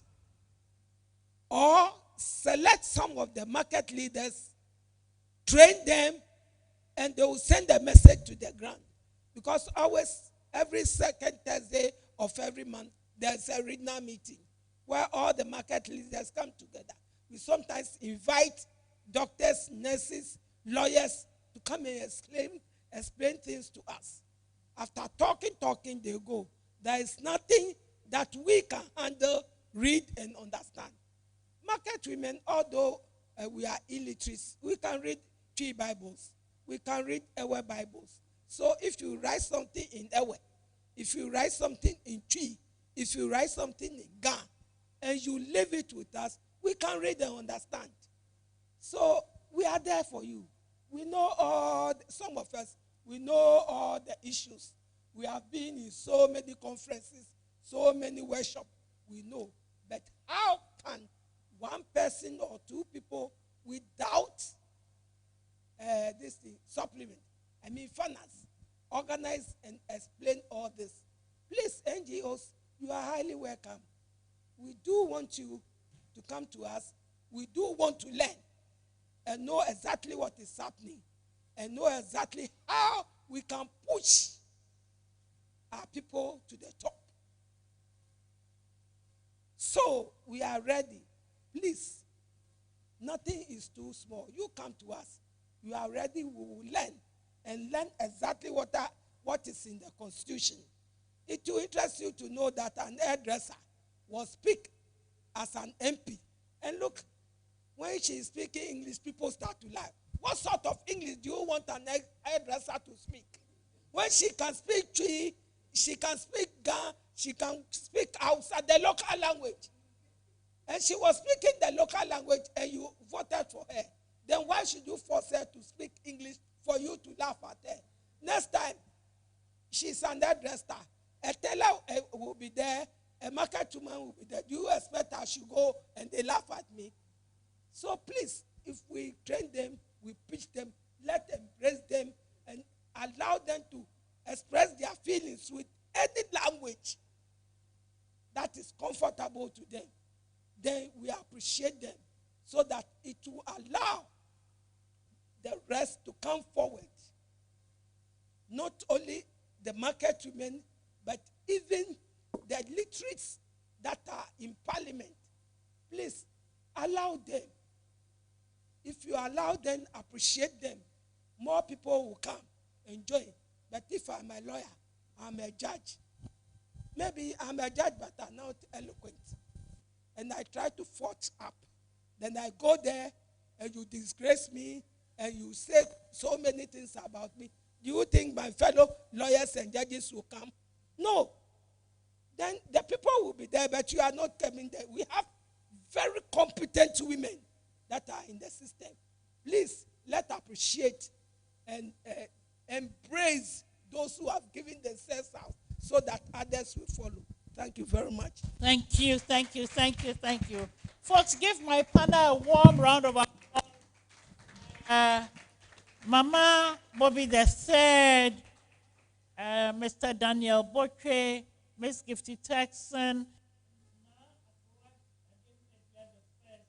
I want to say a very warm word of appreciation to each and every one of you. Folks, the floor is open. I don't have a wristwatch. So if somebody doesn't help me, we'll be here till kingdom come.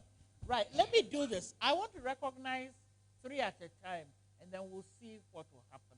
Okay, Susan, number 1. Madam, number 2. Let me go back. Number 3. I recognize you. You recognize me? Okay, then I come forward. Number 4, and then the last one of the batch, you are number 5. So please, if I... you are number 0. Wait. Okay. So this is the way we're going to do it. Please, if I don't mention your name and I mention the number, please help me. So 0 is here. Start from 0. Yeah. But please try and keep the contributions very tight so that we can do this well. Yeah. Thank you very much. The question I was going to ask was the research officer from local government studies. She mentioned that we should use the gender desk officers. But we know that the gender desk officers are not part of the district assembly system. I think, Dr. Ofe-Abuaje, I've mentioned this to you, that we need to amend the local government act so that the gender desk officers should form an integral part of the system. As they function now, they are outside the system, so they don't have that power to really influence things. So this is what I was hoping, that she will ensure that the local government system is actually structured to involve the gender desk officers, so that the affirmative action that we have passed can be, they be spearhead that at the district assembly level. And then listening to my queen mothers especially, they have really highlighted that we have a lot of discrepancies in our system. If you take the traditional realm, we don't have equity. They have passed a law long ago that queen mothers should also go to the National House of Chiefs. When it came to, they said only they will admit only 5. Then the National House of Chiefs said they don't have space for the 5 queen mothers who are coming there. I don't know what has happened now. You know, they always find a reason to disqualify the women. So I think the queen mothers will have to fight along with the Ministry of Gender to ensure that they are fully represented at the National House of Chiefs. Because that is where we change laws, customary laws and all that. It's incumbent upon them, the queen mothers, to ensure that they get there. And then we also know that we have so many gaps. As they were talking, I was listening to them. So many gaps. And if we do not, fix those structural deficiencies in our system, if you take the media, traditional authorities, and all, our government, as the professor said, that we need to make them conscious of the fact that we are also there. We are more than them, and we should be heard. We should be seen. And government cannot just appoint people, 8 people, and put 1 woman there. We are not going to accept that. So we need to be up and coming and do what is necessary so that our voices are heard. Thank you. Thank you very much. Number 1, that is number 1. Please, you are not Mrs. Akwalu, so you cannot continue beyond more than very, very briefly, don't worry, Auntie Esther. I just wanted to add on to what Professor Emeritus, Tetra Menu said. The cuts have already started. Now, briefly, if you look at the data that we looked at the budget that went in the ministry, 2024, they had about 2 billion, or just over 2 billion Ghana cedis. Now, in 2025, they had 337,500. So the cut is 87%. So the cut is really going on. If we take our eyes off the ball, we are going to just retrogress. Now, secondly, I have a brief, very briefly, I have an issue really with, the schedule and then the 30% and all that. Now, if you look at general recommendation of CEDAW, just last year, 40. Now, they are saying that 30%, we are way behind the times. And so now they are saying 50-50. Now, we are saying that in about 5 or 10 years plus, that's when we decide that we are going to get 50-50. We need to do a lot more about it than that. Thank you very much.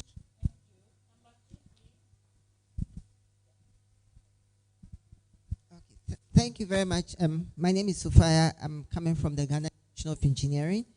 And mine is just simple. Monitoring. I know the gender ministry has been doing so well. We thank them. But I think they will need help. Because that's 30%. I saw it in the gender mainstreaming. There is an action plan, a national action plan for gender mainstreaming. And the plan was to achieve 30% by 2025. We are in 2025, and we are seeing 1 out of 8. So, and I think that maybe the president may have forgotten because he may not have been the person to pass the bill or the act. And so I'm thinking, and so maybe the media can help us. We should constantly, throw out the numbers so that it will stick. So advocacy, we need the media to help, and then the coalition too, we also have to help the sector ministry to monitor. Otherwise, this talk, we will talk and talk and talk. When we do STEM outreach and you go out there, you ask them to draw a leader, 99% of the time they will draw a man. So we have so much work to do. So our appeal to everybody in this room, I believe we are all advocates. Whatever influence that you have, let's push the women. From the homes, if you have house helps, empower them, wherever you find yourself, let's help the women, because it doesn't add up for over 50% of the population to vote, and then the few women that stood, some lost. It just doesn't add up. And then you talk about competency. Nobody raises the issue of competency when it's about a man. You only hear that when it is about a woman. Please. Let's not brainwash with that rhetoric. So let's all support and help change the narrative. Thank you very much.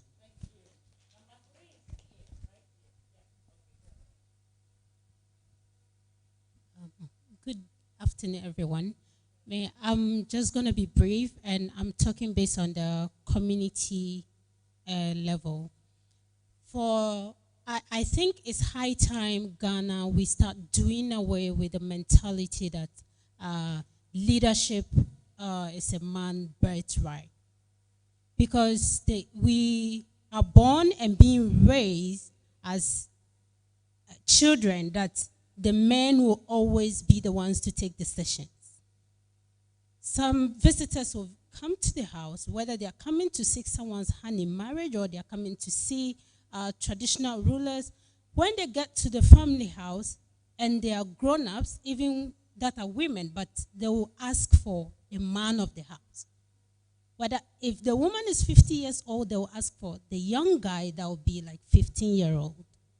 So if we start dealing with it from the family sector, I think we wouldn't have all these.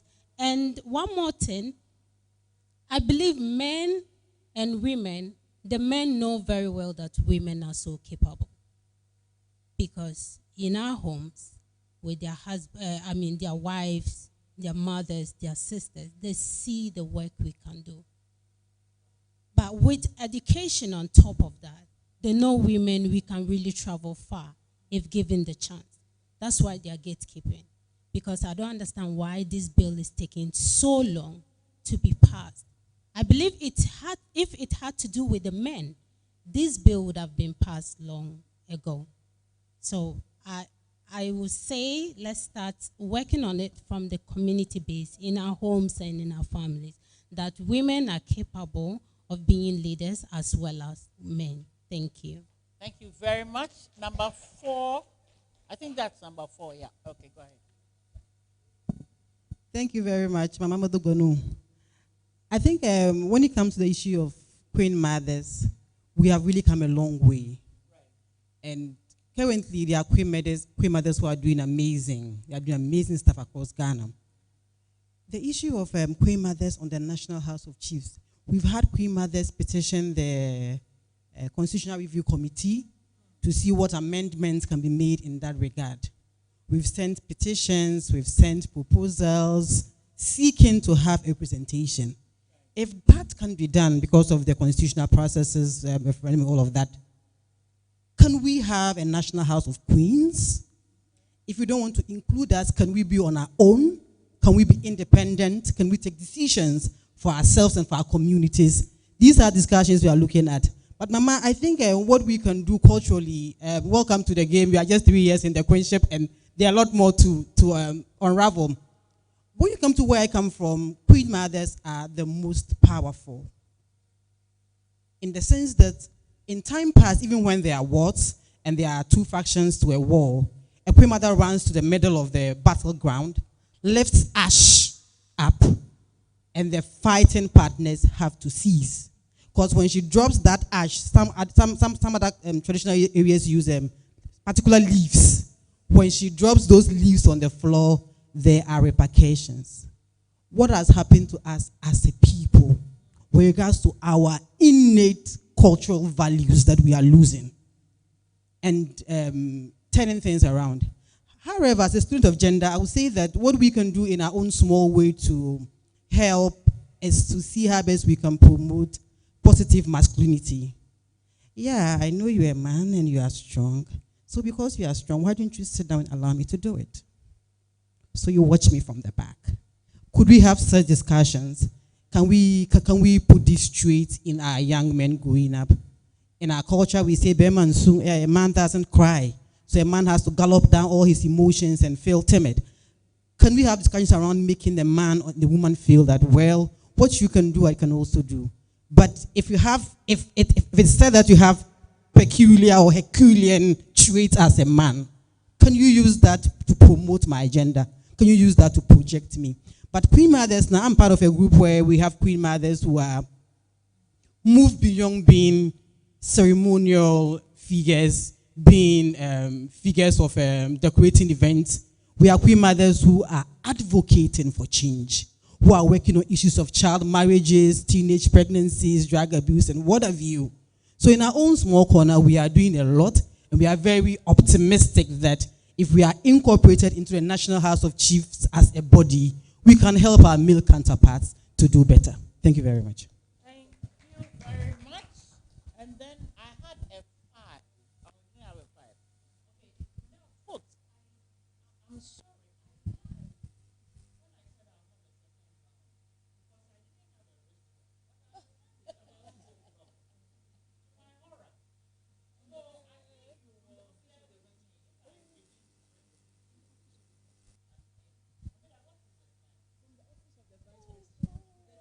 I will do that. I'm going to do 2 things there. Right. So I'm going to allow, I'm going to solicit from and then I hope you're not going to say anything. Yes, thank you very much. And then, yeah, so let's hear that. Then I'm going to thank my panelists. I don't think they have any comment on anything I've said. Have you? Good. You see, mothers, we know how to package it in such a way that you are encouraged not to have a comment. Okay. And then I'm going to hand it to Professor. So, Madam, please. Yes, please. Thank you. One man a mic, ma'am, please. Thank you for. Does she have a mic?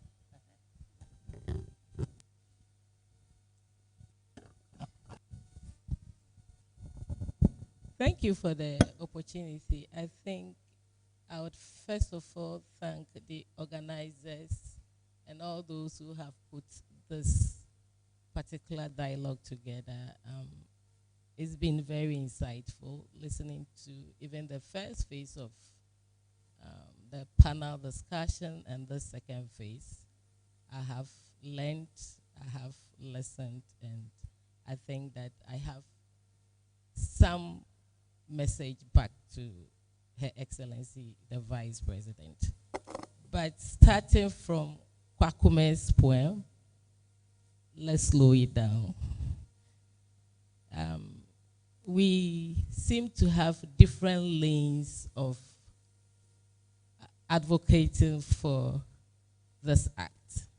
We have a lane up there pushing for 50, 30%. We have another lane that do not even understand what their role is as gender officers when you visit them at the district level. Sometimes it appears to me they are just there to take the box. Then you have another lane at the very community level who also see gender as pitching men against women, and they are so antagonistic. And I like the candid way the NUC's president expressed the fact that he's clueless about the act. And that for me is a call for us to improve our male engagement. We have to start from the grassroots. When you do this, you won't get a wife, a husband to marry. If you don't know how to cook, you won't get a husband to marry. If you don't know how to wash, you won't get a husband. What is it that a man doesn't know how to do and won't get a wife to marry? I think that we have to start from the grassroots and talk to our men to appreciate that God in his wisdom deposited talent in everybody. We started sending your girl child to school and realized that intelligence after all is not a man. Given the opportunity, we've seen that leadership after all is just a course in Gimpa. You don't need male organs to lead. So for me, my take is for us to start from the grassroots. Let's engage the men. Let's bring them on board at all levels. And I think that once we get them to advocate and lead this particular process, they won't oppose when they find women advantage positions. And may I use this opportunity to plead to the NUC's president. We are ever available to support you, to advocate. You have a huge platform to engage lots of men to appreciate the dynamics. We are not in competition. We are supporting each other. Thank you. Thank you very much. I want to thank all of you for this insightful discussion. We have learned a lot in terms of the fact that the act is a way or something that should help us to open the door. We are not quite where we want to be, but it helps us to open the door and wedge the space open in some work. We would want to see the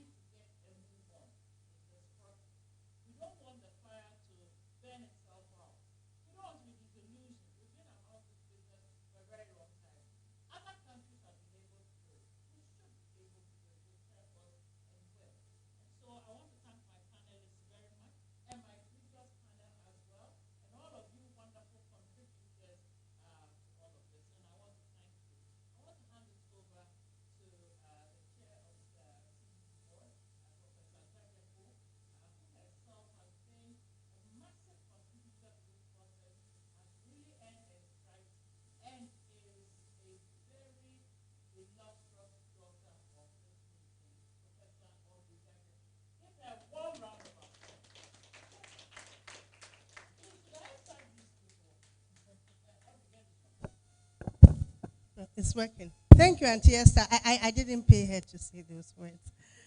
But we've had a long but very fruitful day already. We now are clear. We have an act. The law has been passed, but the devil is in the details. So we need to be intentional in the actions we take to achieve the aims of the act. And that's what we've been hearing today. Especially also, we need to set clear timelines for certain actions. I mean, we've heard there's an LI, but what is the timeline to enact it? Gender ministry. We didn't hear you tell us a timeline. But we shouldn't tie up implementation in red tape.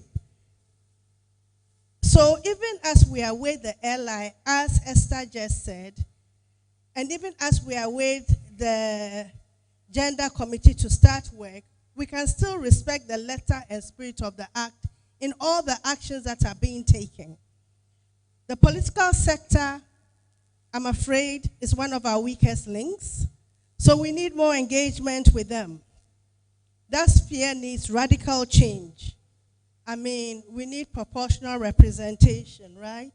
To give women a fighting chance. And so we must lobby the Constitutional Review Committee to consider that seriously. Finally, we've heard here today the suggestion that we need more engagement, we need more awareness, we need more education, which we all absolutely agree to. But it also means that we need communication strategies and plans with clear messages. Messages that are consistent, that don't confuse the issues. Importantly, messages also that debunk myths about affirmative action, and there's plenty. That it lowers standards, it means hiring unqualified people, it means benefits to women only. So we really, it discriminates against other people. So we really, really need to debunk those myths, which makes people very hostile to the suggestion that we ought to have affirmative action. After a long struggle, we now have the act. So we need to ensure it doesn't end up like many of our laws, poorly implemented. We saw the DVLA arguing that now they are going to be implementing vehicle safety laws because the laws have been on the books. They just haven't been implementing it. So as CSOs, we need to monitor and evaluate more very closely, flag non-compliance and challenges that we observe. 2030 is around the corner, in my view. 2034 is not far behind. So let's not slow down at all. We need to apply maximum pressure, and we need to continue to make good noise. So thank you very much, and go home safely. Thank you. Lunch is served.